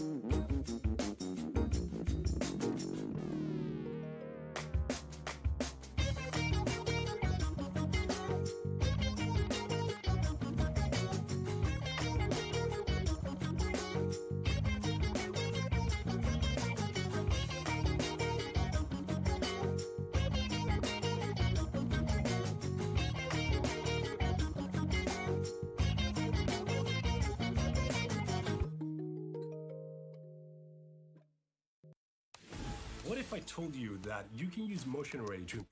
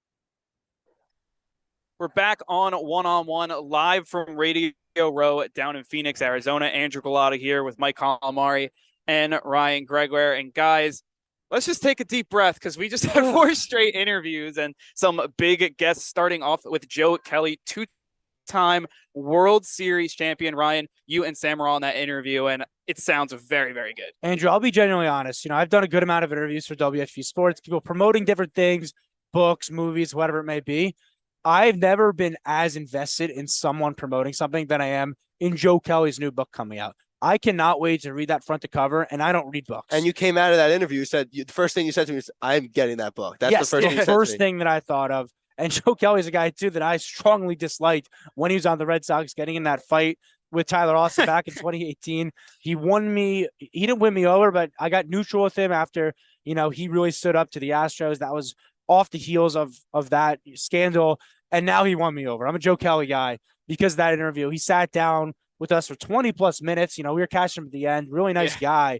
So really appreciate that. And that book, 45-minute private conversation with Rob Manfred, all that kind of insight. I don't know you'll get it anywhere else. And me and my just before I let you go, Andrew, me and my dad, the conversations that keep us up at night is saving baseball. That's always what we're talking about. We're 2 baseball people. The game's trending in the wrong direction. Really all sports kind of are in some respects, and besides the NFL. Viewership is down with live sports cable and youth sports as well. But to see someone as passionate as Joe Kelly come here, talk about how he envisions the game, it's got to give you hope as a baseball fan. And then right after Joe Kelly, Joe Kelly, sorry. Then we have Frank Caliendo come basically up to our table and be like, okay, let's rip a nice 5 to 10 minute interview. Ryan, you're on that too. Frank Caliendo, maybe the most charismatic person on that, funny age sports type. That up was a whirlwind, but somehow the actual interview, even beyond your most wildest imaginations, he is a guy right there who is so charismatic. You talked about ripping impressions right and left, super nice to sit down and talk to us. He's, I'm sure, got a very busy day. All the impressions were great throughout. I pushed back on it. You got to get a Vin Scully impression. He talks about isn't good baseball guys. Vin Scully has to be an exception. he is the godfather of sports broadcasting for sure. He needs an impression, and hopefully, we swung Caliendo in the right direction, but he's a very busy guy. So, oh, for sure. I mean, first of all, like I grew up on like the Fox Sports impressions. Like it would always go on like 12:45, like right before the games started Eastern time, obviously. And he would do the crazy little skits where, and then he'd give his picks at the end. So I grew up on those. To have him on one-on-one and set up that interview, I mean, it's just crazy. Yeah, and I mean, I'm not sure if you guys have seen, but the 30 for 30 on Richard Sherman and Caliendo, playing all those different parts and that. He's someone that I grew up watching, and it's really cool to get him on the show, and we had a great time having him on. Then right after Frank Caliendo, we had Adam Brenneman, who is a pretty interesting guy, tight ends coach right now at Arizona State. He was the youngest assistant coach in all of college football in the Power 5 conferences. Huge media guy as well. Was a freshman All-American and second-team All-American with UMass. Injuries kind of, hurt his career a bit, but another really great guest, charismatic guy, and Danny and Sam definitely had a great interview. Yeah, and he knows football too. Yep. Youngest Power 5 coach, talk about it. You don't do that by accident. I'll tell you that. So I was really fortunate to get him to break down the Super Bowl and all that.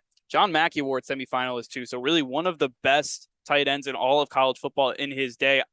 Obviously really sad that injuries kind of derailed his career, but a guy that knows a lot of football and now is doing it with the coaching side. Yeah, and it's just so cool that you can turn your head and see someone that you're like, what, that guy looks like he probably played football, and it's 95% of the time it's because he did play football or he's currently a football player. When these football players wear helmets, sometimes it's hard to recognize them, but you can tell the people walking around here, they've had experience in the game, and it's so great to have someone like Brenneman get him on the show and be able to talk to him. And finally, we had Michael McCarthy, the senior reporter for Front Office Sports, kind of in a different direction, a guy that's really in tune with the media side of sports, the TV side. And at the Super Bowl, that's almost a big storyline within itself. It's the commercials, it's the storylines, it's the views that this game will produce. And I think everyone loves the game and loves these storylines, but also these media companies love the dollars that come from the Super Bowl. How about the dichotomy between McCarthy and Caliendo? I mean, they couldn't be more different from each other on opposite sides of the spectrum. We had them both on in the last hour on this show. Super nice guy and definitely knows what he's talking about. You talk about it, money drives this game. It drives everything, and football is no different at all. And I think just when you talk about the dichotomy, let's say, between a guy like Frank Caliendo and then a guy like Mike McCarthy in such a short time span, it really shows you how many different people. It's not just football people here. There's a lot of different personalities, media personalities, people in the sports media world, and it's sometimes football people, it's sometimes Joe Kelly, it's sometimes the comedian Frank Caliendo. You can find anyone here, and I think that's what's special about Radio Row. We just had Stephen A. Smith down across the table for us, and I think he had the biggest crowd, which just shows to you the effect that media personalities have. There is at one point it was Joe Montana, and like in the vicinity was Stephen A. Smith, and you would think Stephen A's won 4 Super Bowls. And is an all-time quarterback with how many people were swarming. And I think we saw Emmitt Smith, no one around him. He was just casually doing an interview about 2 tables over from us. Super Bowl champion. I mean, legendary running back. Meanwhile, Stephen A. Smith, and I think, Ryan, we were talking about this.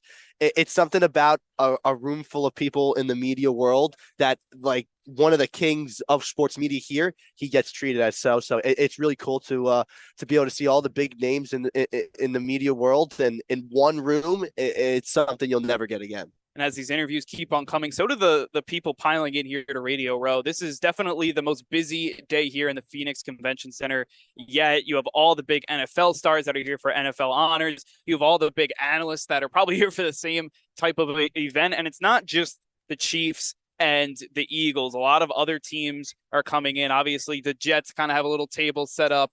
I think Washington had their own table set up. So a lot of different, Ron Rivera was here as well. So like it's a lot of different now, not just players are coming in like it was yesterday, not just like the big media members national. Now it's kind of, I think the whole football world is here right now. Yeah, it's truly remarkable. Deion Sanders, he was here. JJ Watt, he just retired. He was walking around here.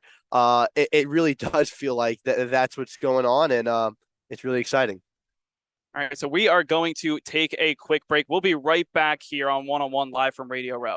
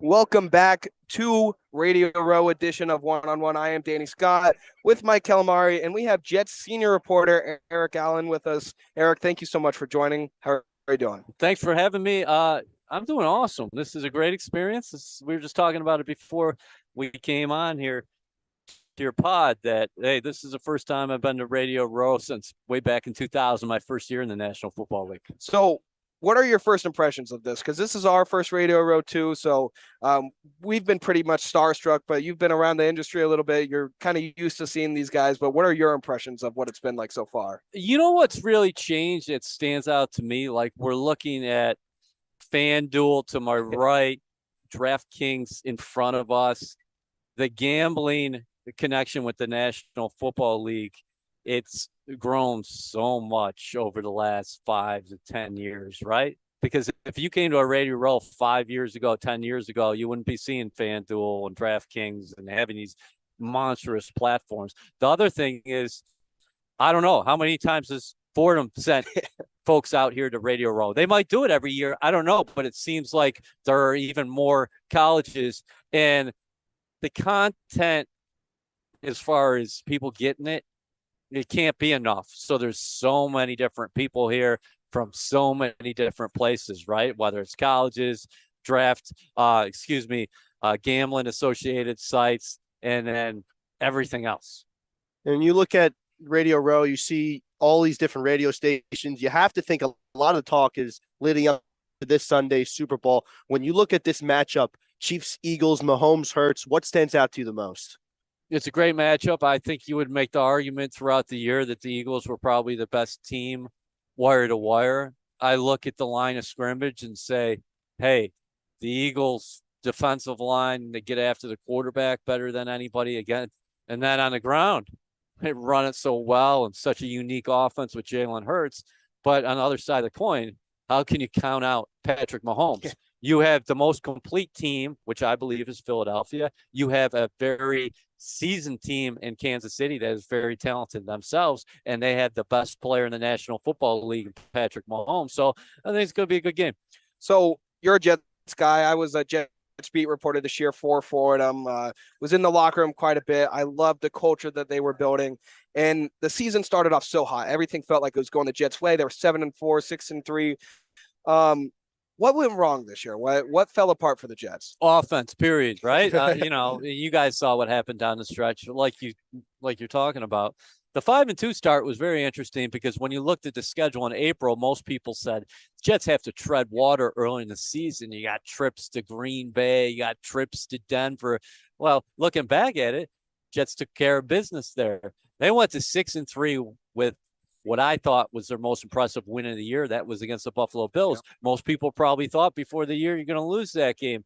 Then you were 7-4. But listen, when you don't score offensive touchdowns in your final 3 games, you're not going to win in this league. And this league, you have to score points. And the Jets offense obviously was hurt by a couple things.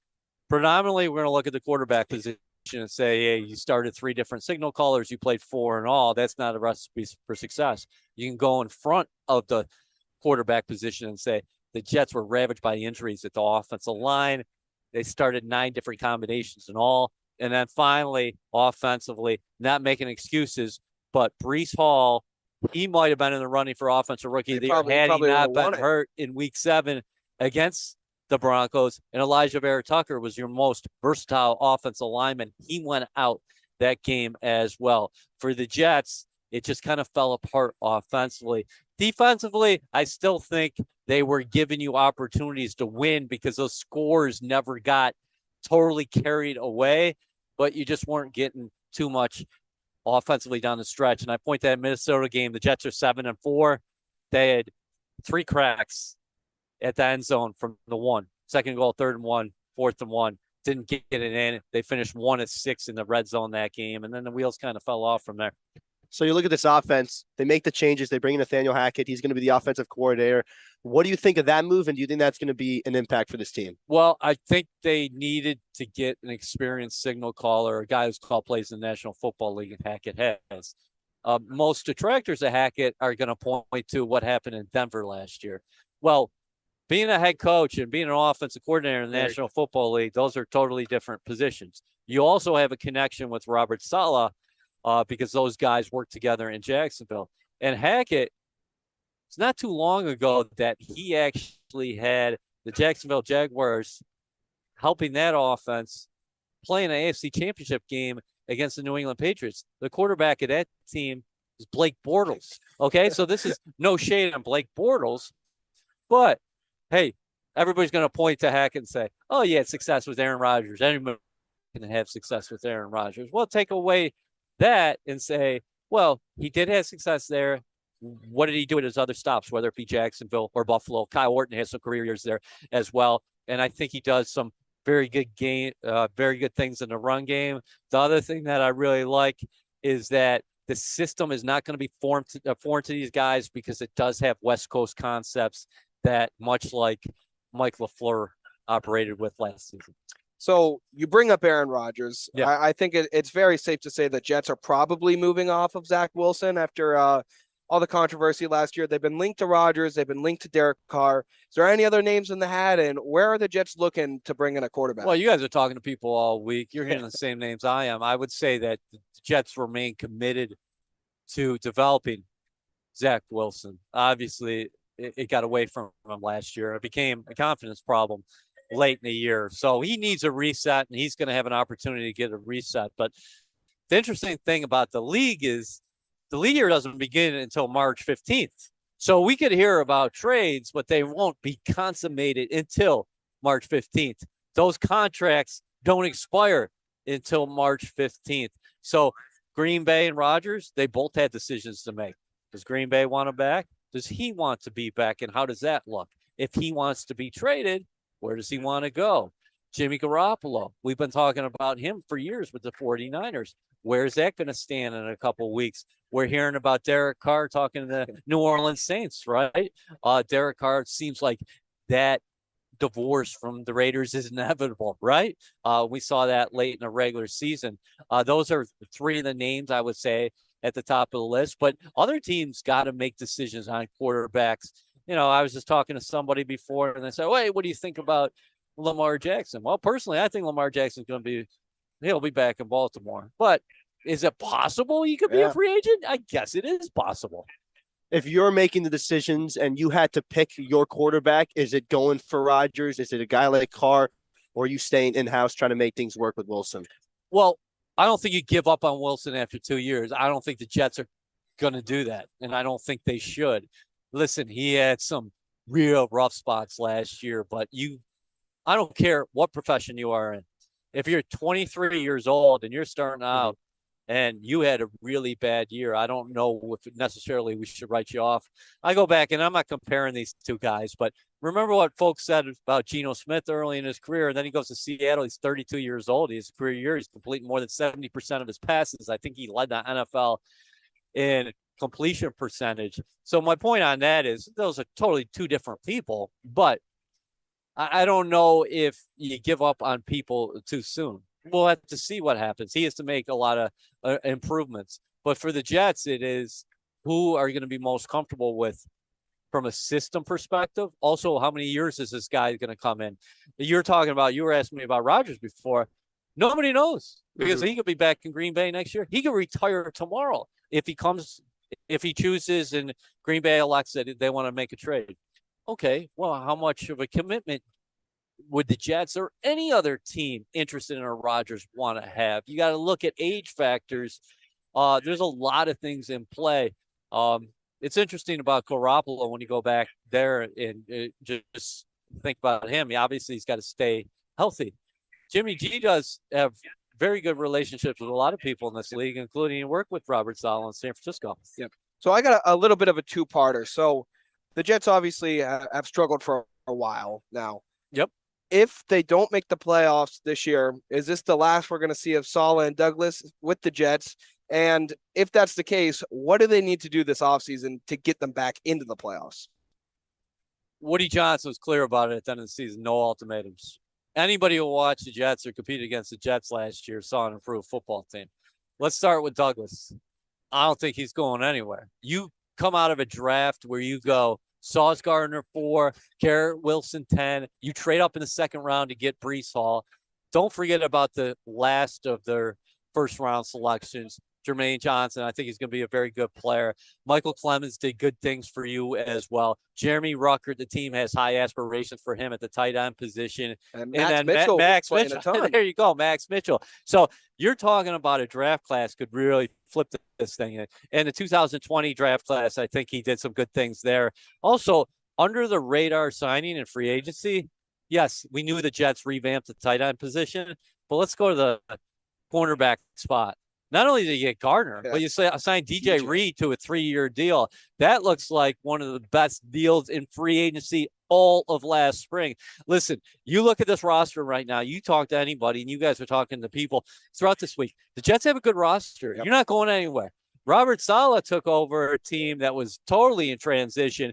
That first year you win 4 games. There was clear improvement where you go almost and double your win total in year 2 in 2022. So listen, I don't think either one of them, I'm not looking ahead and saying, hey, those guys, I don't actually foresee that. I think actually what's most likely for the Jets is they take another step forward. And you're talking about the Jets being a playoff team in 2023, because again, with the expanded playoffs, 7 out of 16 make it in each conference. Yeah. I think at the end of the spring, we'll be talking about the Jets as one of the top 7 going into 2023, without a doubt. Real quick to bring it full circle before we let you go, at the Super Bowl, Chiefs Eagles Sunday, if you had to pick a team, who do you think is going to win? I would take the Eagles. I think they're the most complete team. I do think that, listen, if Mahomes got the ball and it's 27-24 and Philadelphia's got a lead, that's a scary proposition. It could be a close game. But I just think wire to wire, Philadelphia's been really good. And you look Super Bowl history, won a tight one against San Francisco. That was a good San Francisco team, but you go back to what Tampa did to them. They dominated the line of scrimmage. Mahomes didn't really have a chance at that in that game. And I think Philadelphia's doing some special things up front. And I don't know if Kansas City's seen a team like that throughout the year. I for my money, Philadelphia's the best team in the National Football League right now. Awesome. Well, Eric Allen, thank you so much for joining us. For Mike Calamari, I'm Danny Scott. We'll be right back with more one-on-one from Radio Row.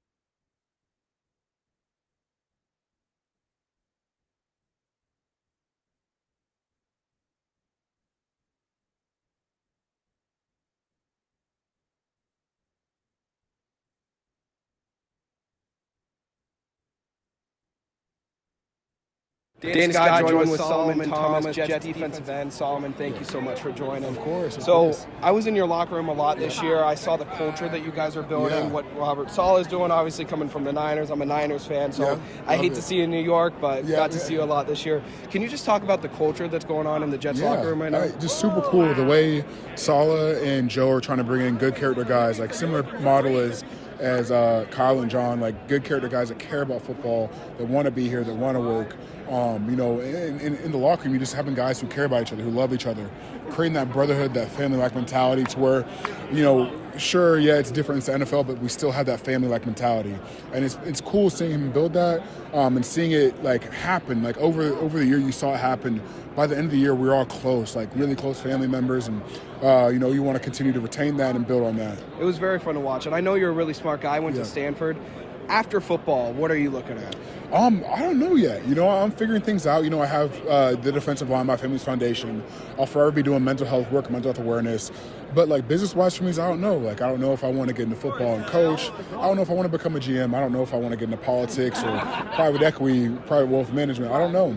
But whatever I'll do, I'll put my heart into it. I'll figure it all out, and I'll figure myself out as I go on. I know with that degree you can do pretty much anything you want. But last question, if you had to pick Chiefs or Eagles, who are you rocking with?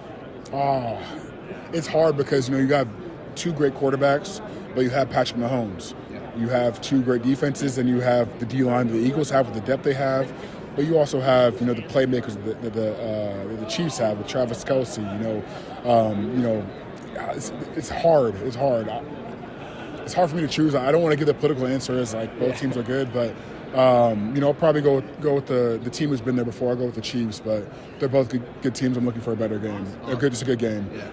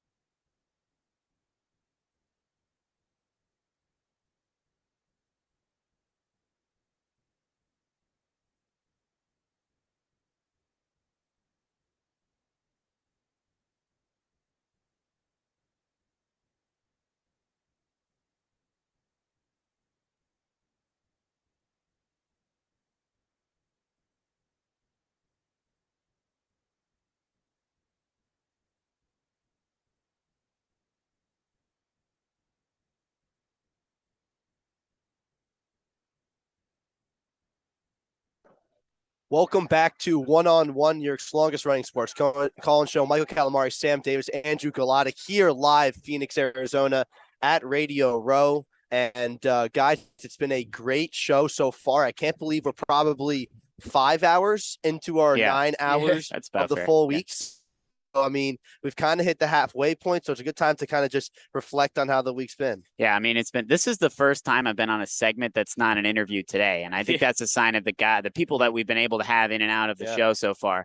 It's been a great show overall. We've had some really awesome guests. The interview with Joe Kelly, which we recorded yesterday, really looked like it was awesome. And then obviously we had a bunch of good ones today as well with McCarthy, with just a bunch of opportunities to get all these guys in and out. It's been really great, but and that interview right there looked like a great opportunity as well. And we got some Jets coming up in the NFL honors tonight that I think would be excited to talk about also. Yeah, and I want to get into those NFL honors selections. They're going to be handing out a bunch of awards tonight. We'll be at that event, and we'll probably recap it tomorrow, but I do want to get into making our picks and kind of breaking down the awards. And I think we should just start at the top. Most valuable player, the 5 players up for that: Patrick Mahomes, Jalen Hurts, Josh Allen, Joe Burrow, and the lone non-quarterback Justin Jefferson among the 5. And I think this is a pretty obvious one. I think maybe Jefferson has a case because he's been so good this year, breaking the receiving yards record. I know there's the extra game there, but Mahomes seems like the obvious pick. That's who I'll go with. I know I made a case off the air. I think it was yesterday that Jalen Hurts arguably could be that. No, I think that was on the air. Was it on the air? I think so. But you didn't say for sure though. You didn't say he's going to win it. You just Sam, said when you do he had an opportunity. It's all kind of a blur. It's all blur. Yeah, but no, yeah. I will say, like, if I had to make a pick who I think will win it, it's Patrick Mahomes. But I think Jalen Hurts, if he doesn't miss those 2 games, he definitely has a case. Yeah, I agree. I think obviously Mahomes is the clear, in a way, favorite. I think obviously Hurts having the injury near the end of the year, that's what ultimately I think is going to prevent him from winning this one, because we talked about it a little bit yesterday in terms of the MVP. It's very easy to give it to a guy other than Mahomes, meaning who's ever really having that dominant year that is somewhat out of the ordinary from what we're expecting with Mahomes. Obviously 3 or 4 Super Bowls in the years that he's had. you tend to give it to a guy like that. But it's important to recognize greatness, while we're in this era of Patrick Mahomes, essentially at his prime. And I think this guy, with the season that he's had, some would even call, it's not his best year. It's really not his best year statistically. You could, I guess, say it's a down year, but the fact that it's a down year and Patrick Mahomes is still your MVP in the NFL, that just says a whole lot about the guy that he is, and obviously very, very deserving of this award. But I like to have Justin Jefferson in there as well. It's a QB-dominated award, and it's a nice opportunity to have a receiver in there also. Just, the representation for a guy like Jefferson, who had an unbelievable season also. It's Patrick Mahomes. Yeah. Let's be real here. Look, I don't want the clutter.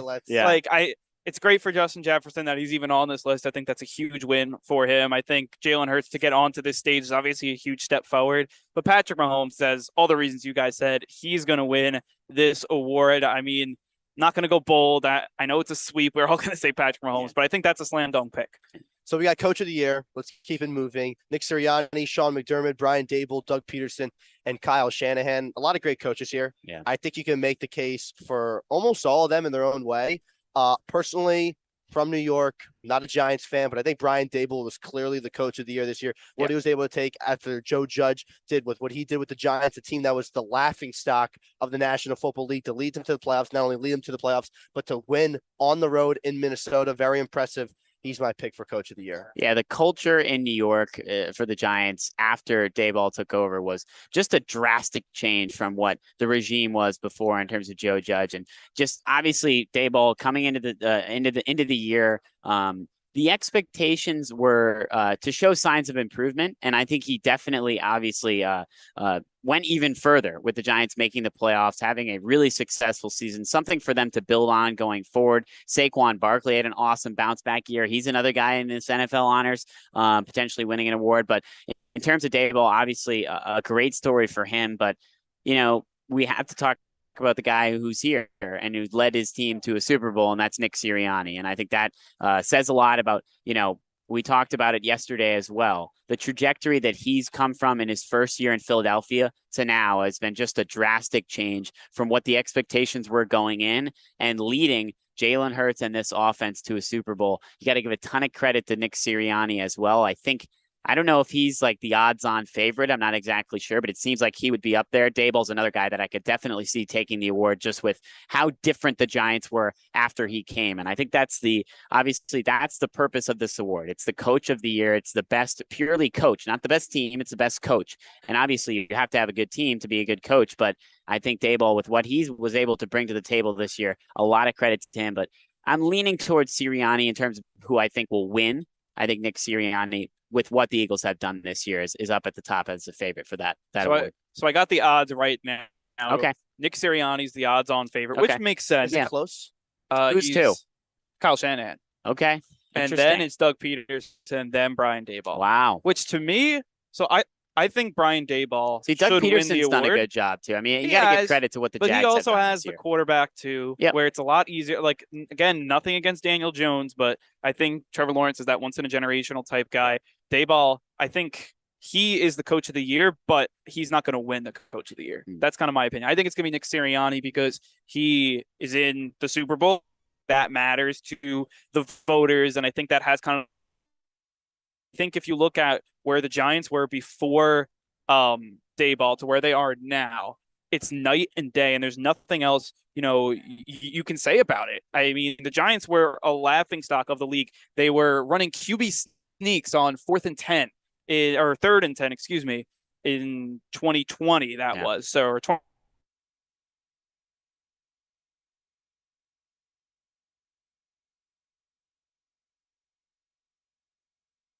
So it's one of those things that you just kind of have to see. The wins that I think they all equally could be up for the award. This is one of the most interesting awards that I want to get to now.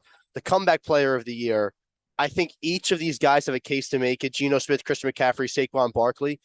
guy like Geno Smith, I'm not sure if he technically had a comeback season. It was more like he was very bad. I'd say so. Though I he's think now that very is a good. comeback, though. It's a comeback from not being so good. It's not coming back from an injury per se, but it's coming back from being, not so good player to now. Yeah, I don't think comeback player of the year necessarily has to be an injury. Obviously, it's more likely that it is just because that's what you think of first. But I think, a guy like Geno, you could definitely throw him in there for that award. But Saquon, the year that he had, and I know obviously we're based in New York, so we're a little biased with that. And CMC also had a really dominant year coming back from injury as well. But it's McCaffrey and Geno Smith are the two favorites. Okay. At plus the Giants guys, well, they have the best odds. They're not the Giants guys are not getting a lot of respect. And Saquon is. So I would say I would put Saquon over Geno, to be honest. I would too. I think CMC is your favorite. I think obviously the number of injuries and really throughout his career has struggled with that, but his ability to come back this year, be relied on by that 49ers offense in the back end of the season, and obviously not ending the way that they wanted, but obviously without Brock Purdy, that was a different scenario there. But I'm going to go CMC too. And I think if it's most improved, it's Geno Smith, but it's comeback player of the year. And that's why what's the difference for you? I'm curious. I mean, most improved was comeback is based off of Christian injury McCaffrey for the most could not part. be most improved player because he was amazing. That's he fair. Just dealt with a lot of adversity. Okay. Yeah. Same with Saquon Barkley. Yeah. Saquon Barkley's rookie year is one of the best by a running back we've seen. He just dealt with adversity. Geno Smith came into the league, I wouldn't call him that big time highly touted. He started for the Jets. He came out of West Virginia. He was a starter for the Jets, like you said. And he just had struggles after struggles. He leaves New York with a bad taste in their mouth. Both sides really not happy. And then he finds himself in Seattle after Russell Wilson leaves.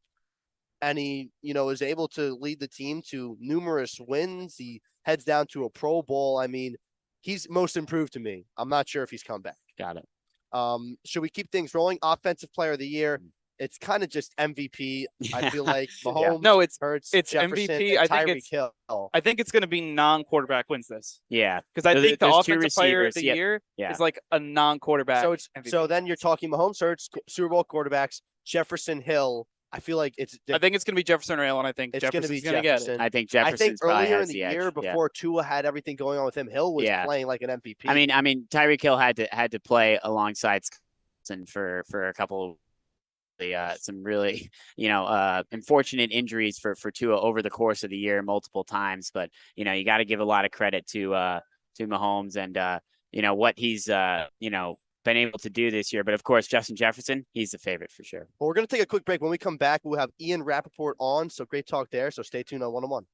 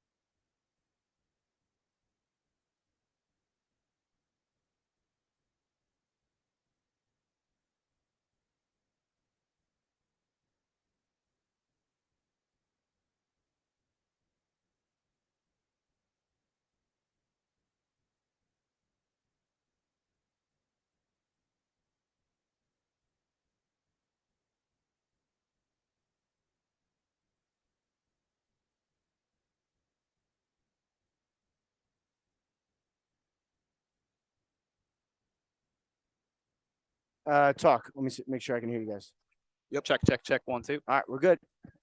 Welcome back to One on One, New York's longest running sports call-in show, live from Radio Row. And we have a very special guest, national insider for NFL Network and NFL.com, Ian Rappaport. Ian, how you doing? What's up, guys? How are you? How's Radio Row been treating you so far? Everything going good? Busy, I'm assuming? It's a little busy, trying to make calls and find news and do what we do when everyone's going crazy, walking around. And it's a little odd, but it's kind of reality Super Bowl week. It's not a bad thing. First question I have for you is about right now Raiders quarterback Derek Carr. He just met with the Saints. What's the latest scoop you have on the Derek Carr situation? He's actually still meeting with the Saints. Back in the building this morning, which, I would say pretty lengthy meeting. I mean, he went to dinner with them last night. Back in the building this morning. I'm not sure a deal's going to get done right now, but, if the goal for the New Orleans Saints is to kind of woo him and make sure he knows that he's wanted, it seems they're going a long way to do that. I mean, it's a good strategy. Recruiting works. We'll see if it works on Derek Carr, though. So I know you've been doing a ton of stuff around here. I don't know if you've been on Pat McAfee yet, but I watch you all the time on McAfee. What's your favorite thing to do around Radio Row? This is our first time here. So as an experienced person, what should we be looking at? The most interesting thing about Radio Row is, you see all these people on your TV in various forms and fashions, right? So you see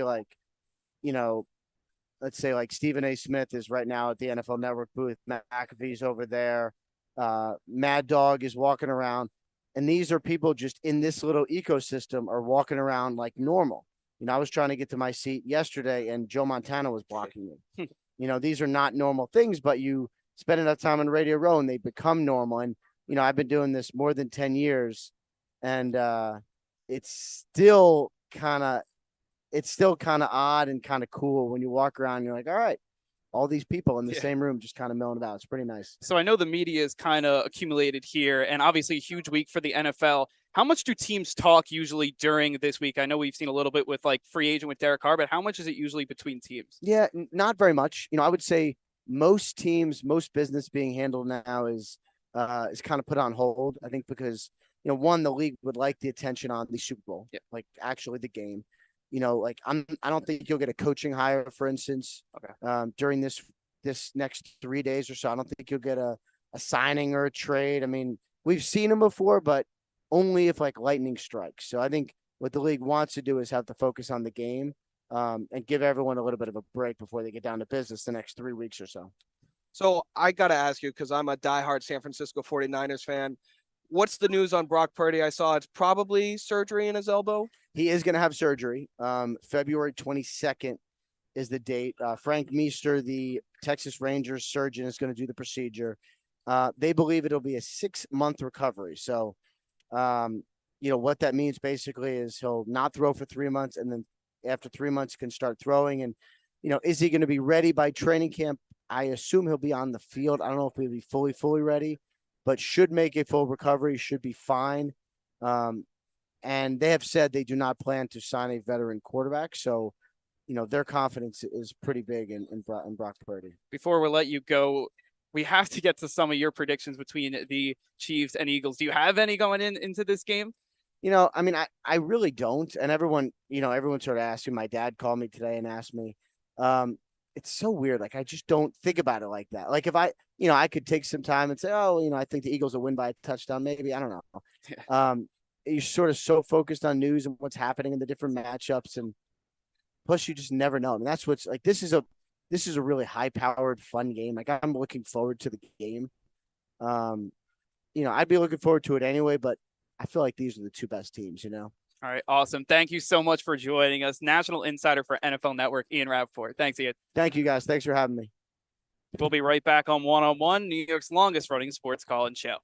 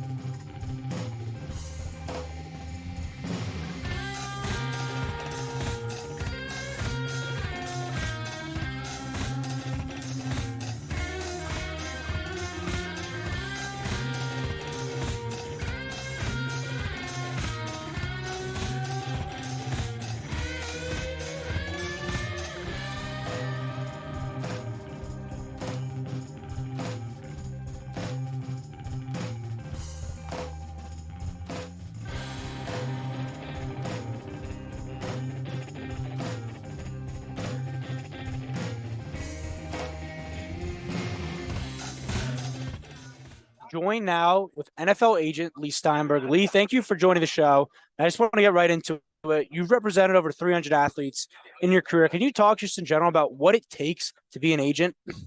I think the most important skill is listening.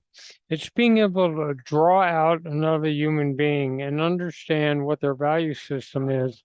So is it short-term economic gain, long-term economic security, spiritual values, geographical location, being a starter, being on a winning team, and being able to understand someone's deepest anxieties and fears and their greatest hopes and dreams. And if you can put yourself in another person's heart and mind, whether it's someone you're representing or negotiating with, then and see the world the way they see it, then you're able to navigate your way through life gracefully. Lee, I want to talk about your relationship with Patrick Mahomes. How did that start? What is he like, and how is he kind of wired that makes him as great as he is as a quarterback? So, usually a player will have his parents involved in the process. And before we ever met Patrick, I met his father, Patrick Sr., a Major League Baseball pitcher, and his mother, Randy. And so our philosophy was all about role modeling, athletes retracing their roots, going to the high school community, setting up a scholarship fund, going back to the college, and then setting up a charitable foundation at the professional level. And so that was a values match. And then later when the season was over, we met Patrick, and the way everything went. He has a tireless work ethic. He's totally dedicated. He is in shape every day. He's always preparing more time on a playbook, more time. As a person, you couldn't find a nicer person. He's very focused on the people around him. He would ask you, how are you doing? What's going on with you? And he's very grounded. So he's not going through the waves of high and low and the emotions, so that even though it all swirls around him, he's very focused. And I believe I read that you've represented 8 first overall picks. Is there something amongst them, a common trait that allows you to be at the top of your level coming into the pros? I think the most critical athletic facet is this. Let's take a quarterback. What does he do in adversity? So the quarterback's throwing a couple interceptions, the crowd is booing, the center's looking at the quarterback like he's on hallucinogen for his play calling, and the game's getting out of hand. Now, what does he do? Can he compartmentalize, adopt a quiet mind, tune out everything extraneous, and elevate his play in critical circumstances to take a team through victory? So it's, what do you do when the game's on the line? What do you do when it's a critical situation? What do you do when things are not going well on the field? Lee, I want to just talk about, I'm very curious about you becoming an agent. So what was that the plan all along for you? Was that something you kind of developed as you got on in your career? I'm very curious, like, how did you come about deciding to enter into this field, representing NFL stars and becoming an agent? Well, there was no field. So I started back in 1975. I had been student body president at Berkeley. I'm when Ronald Reagan's governor. So he's the governor, later president, and I learned everything I need to learn about negotiating. As we demonstrate, he cracks down, and I have to deal with him. I'm a dorm counselor in an undergrad dorm working my way through law school, and they moved the freshman football team into the dorm, and one of the students is Steve Bartkowski. And after I get out of law school and travel, he is the first pick overall in the draft. He's the first pick in the first round, and he asked me to represent him. There's no organized field of sports agentry. Teams can hang up the phone and say, we don't deal with agents.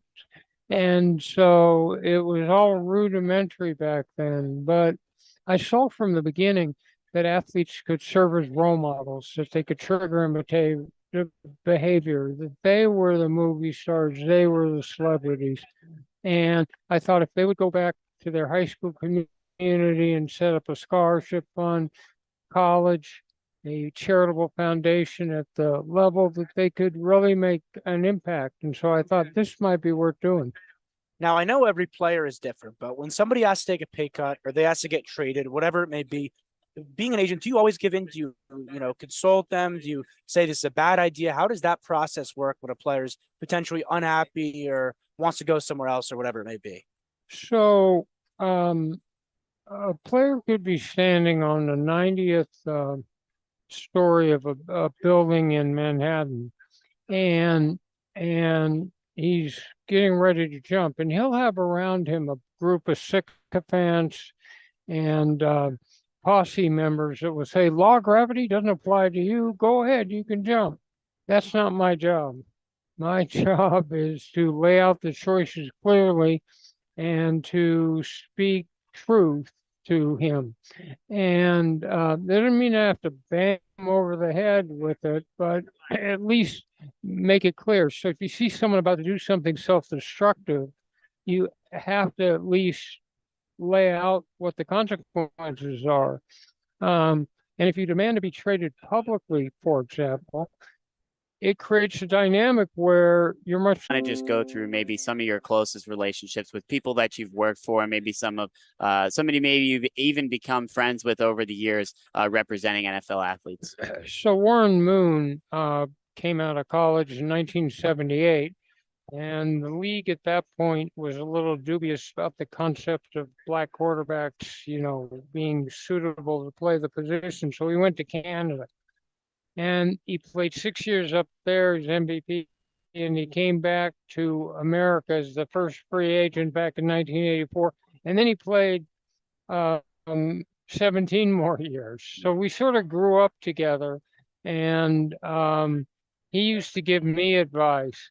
So we were exceptionally close. And Steve Young, another player, in those early days, I wasn't married, I didn't have kids. And so these were not like the relationships you'd have standardly if you were a big lawyer with a corporate client. They were warm, close to, you lived through the ups and downs, you went through it all with them.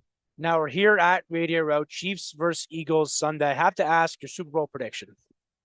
My prediction, well, it's mixed with hope and interest.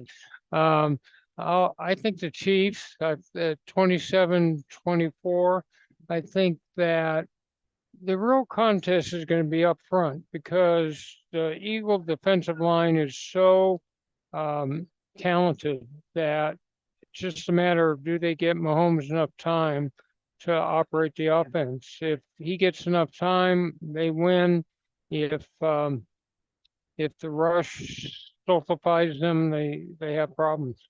Lee Steinberg, NFL agent, thank you so much for the time.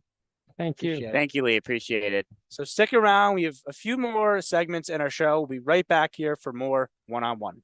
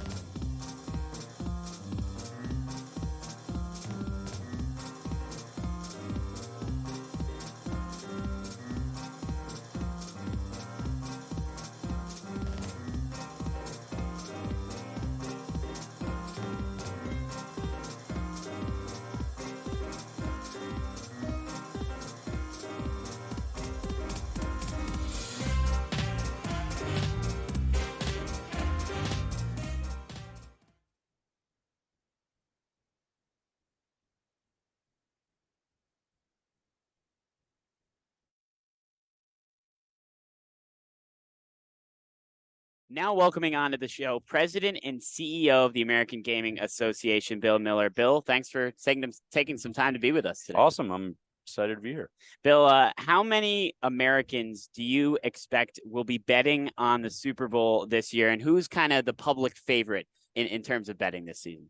Well, thanks for asking the question. It is one of these, we do March Madness and we do the Super Bowl, and they typically are the most bet upon kind of events, if you will, throughout the year. And so our research shows that just over 50 million American adults will bet on the Super Bowl this year, which is pretty extraordinary number.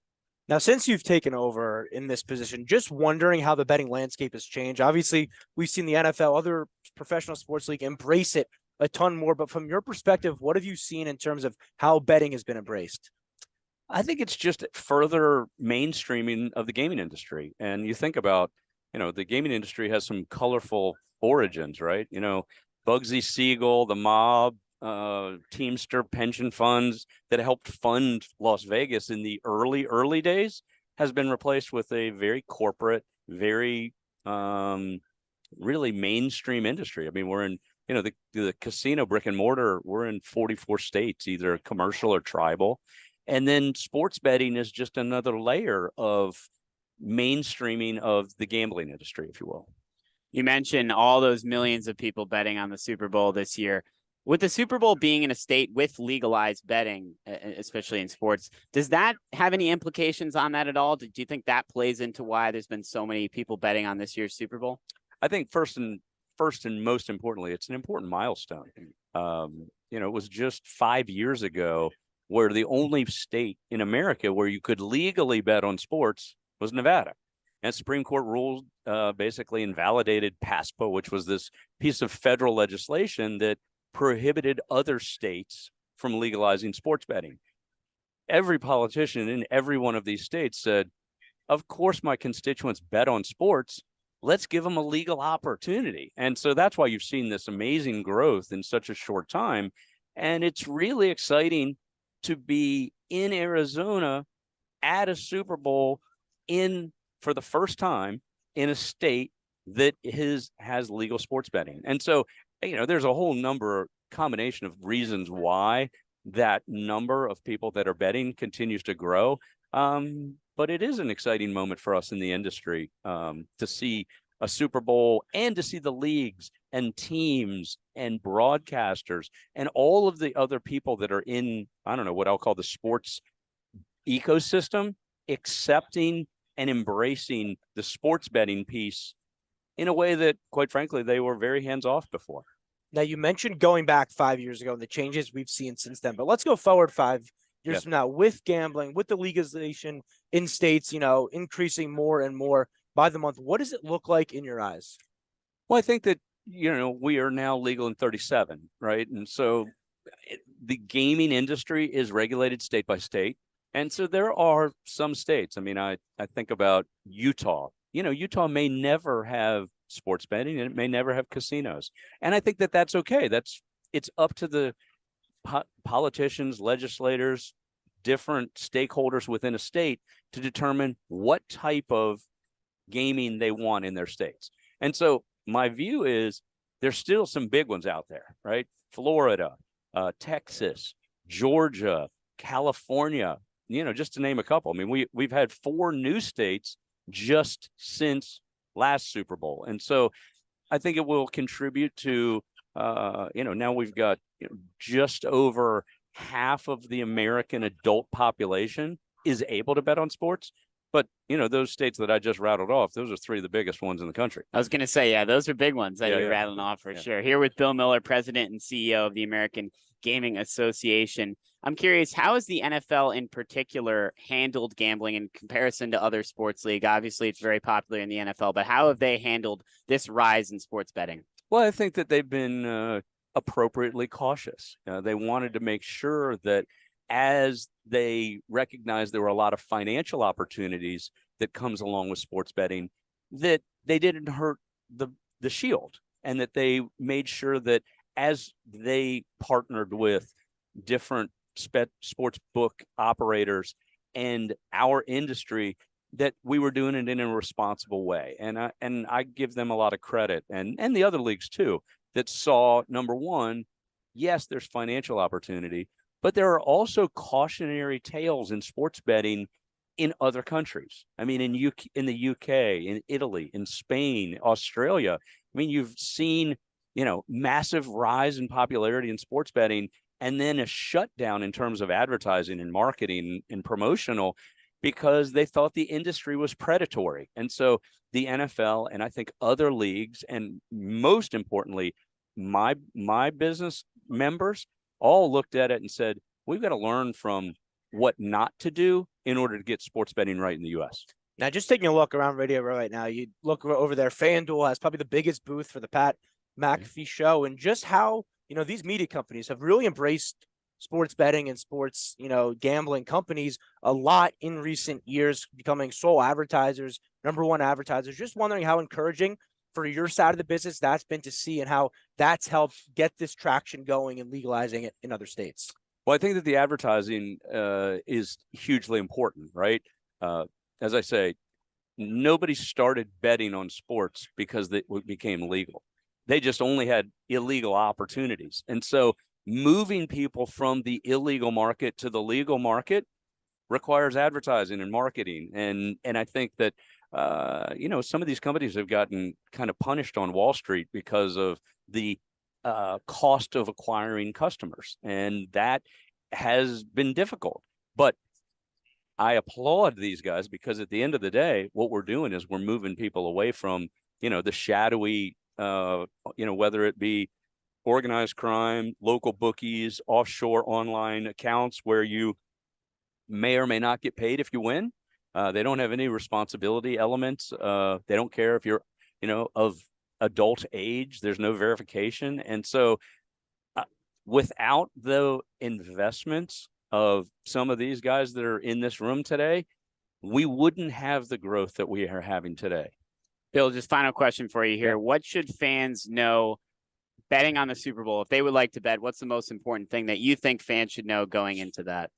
I think one is that it's supposed to be fun. This is not a way to pay your rent or pay your mortgage. You should always have a budget. You should always stick to the budget. Betting should be social. You should be doing it with friends. And we've always seen it with parties and Super Bowl buying squares and those sorts of things. It's just now more accessible, but the fundamentals should remain the same, which is this is a fun, legal, adult activity that, should be considered in a way that is not intended to be a business endeavor. Bill Miller, President and CEO of the American Gaming Association. Bill, thanks so much for being with us. Awesome. Appreciate it. We'll be right back with more one-on-one.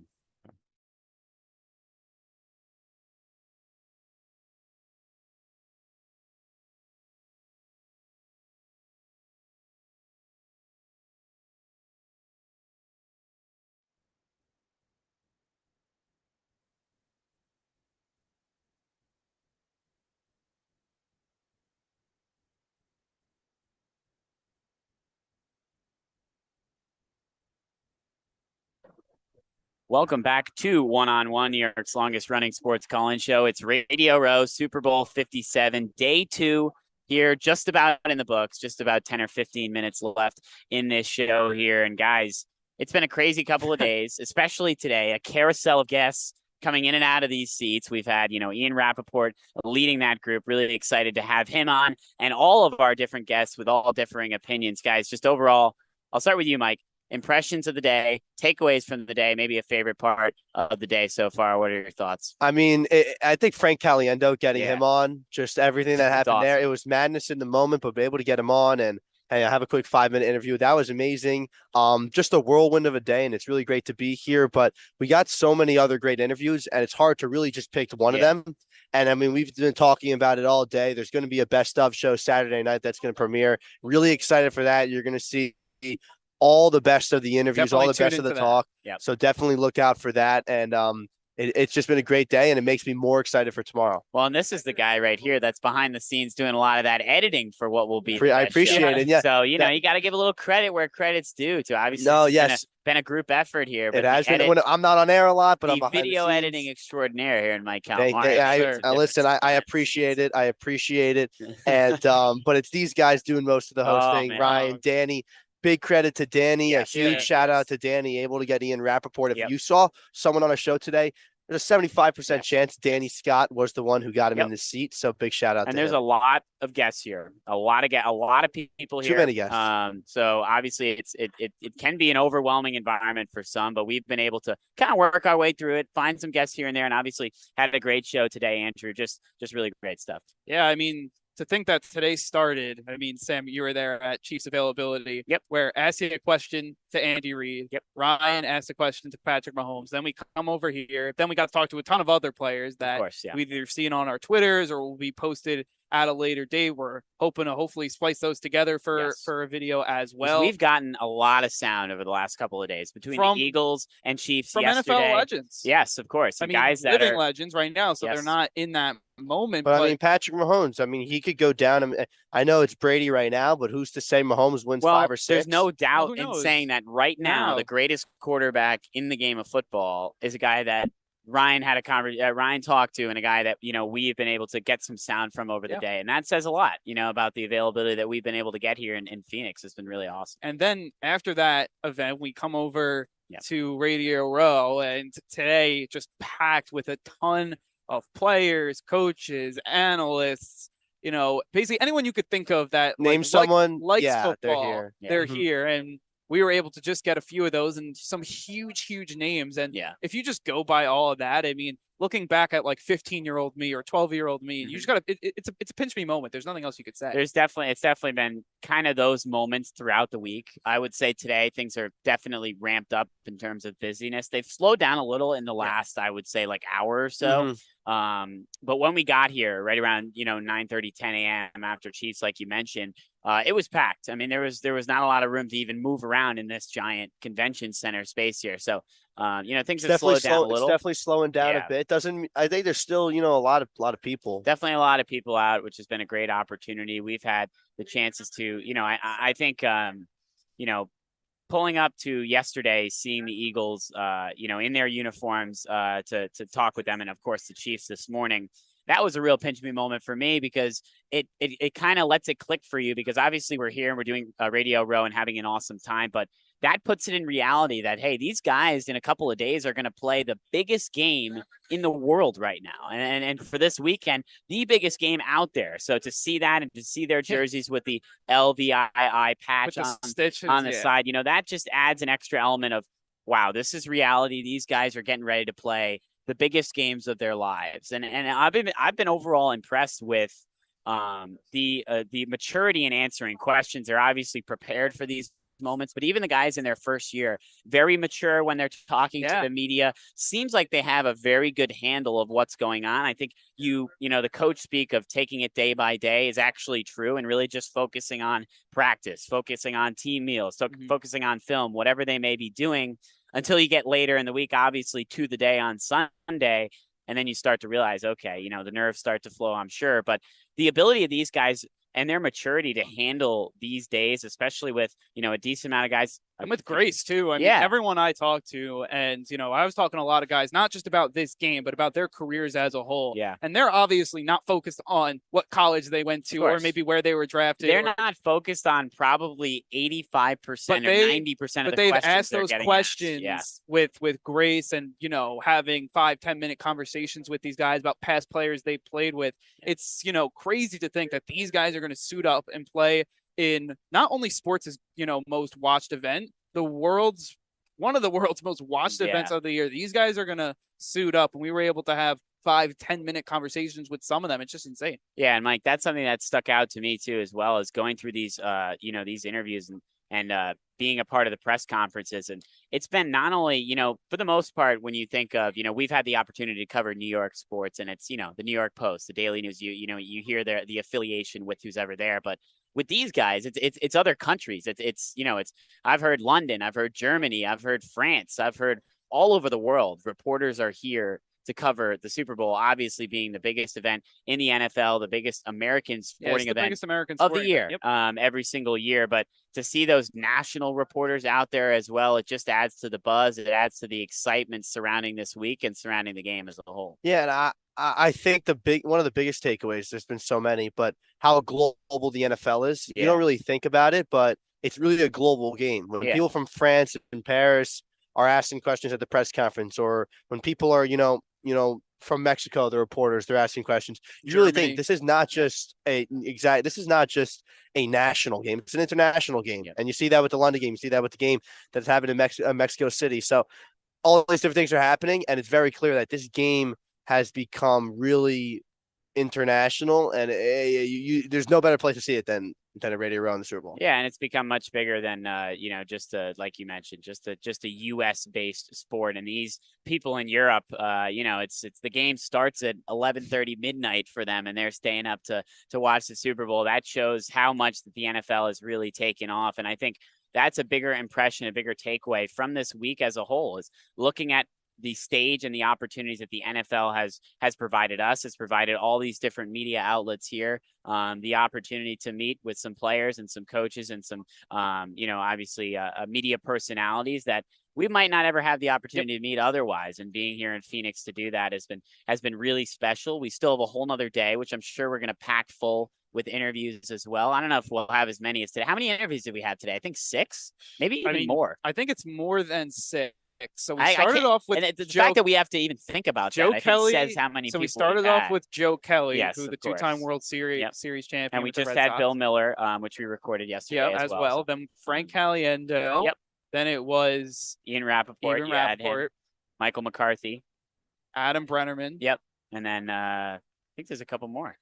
Lee Steinberg right there. Yeah. So that's what, 6 or 7 right there. I mean, we just tried to count and we lost count at the end. Yeah. So it's been it's been that kind of week. It's been that kind of day, I will say, here from Radio Row. But guys, just I guess final impressions from today. Andrew, I'll start with you as we head into tomorrow. We didn't actually. I'm thinking about it now. The day is not over. First of all, this thing I want to say. The NFL Honors is tonight. Red carpet event. So definitely check out. And I also our Twitter. I also thought about posting about that. Yes, we'll definitely have some coverage from there as well. And I also thought about this as well, as we haven't had the opportunity today to talk as much about the game as we might have yesterday. So we'll have plenty of that conversation tomorrow as well, surrounding everything involving the matchup between the Chiefs and the Eagles, which should be a great one. It's almost a pick 'em between those two teams. We're going to break all that down.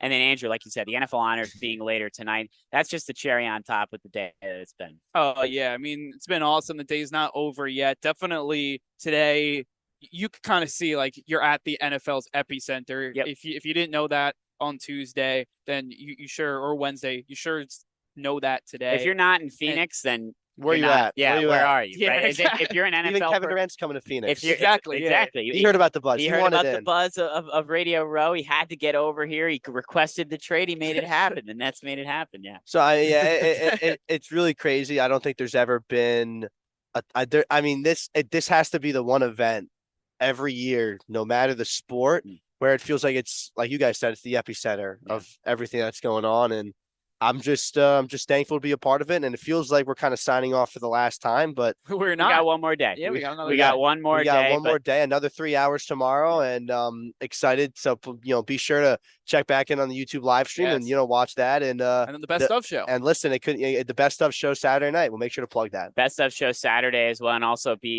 feel free to check out our Twitters, our personal Twitters, WFUV Sports on Twitter and Instagram as well. We'll have plenty of content over the rest of the week also. So that's something to look forward to going forward. Big shout out to Lou Orlando in the studio for helping out. Pat Amatoro yesterday helping out in the studio. Pat Amatoro makes his return tomorrow. Makes his return in the studio. We got guys back in New York really helping us put this production together. Really appreciate them. But Sam Davis, Andrew Galata, Mike Calamari, Danny Scott, and Ryan Gregoire here from Radio Row. We'll be back tomorrow with plenty more from Super Bowl 57. Stick around from Phoenix, Arizona. Thank you. Have a good night, everybody.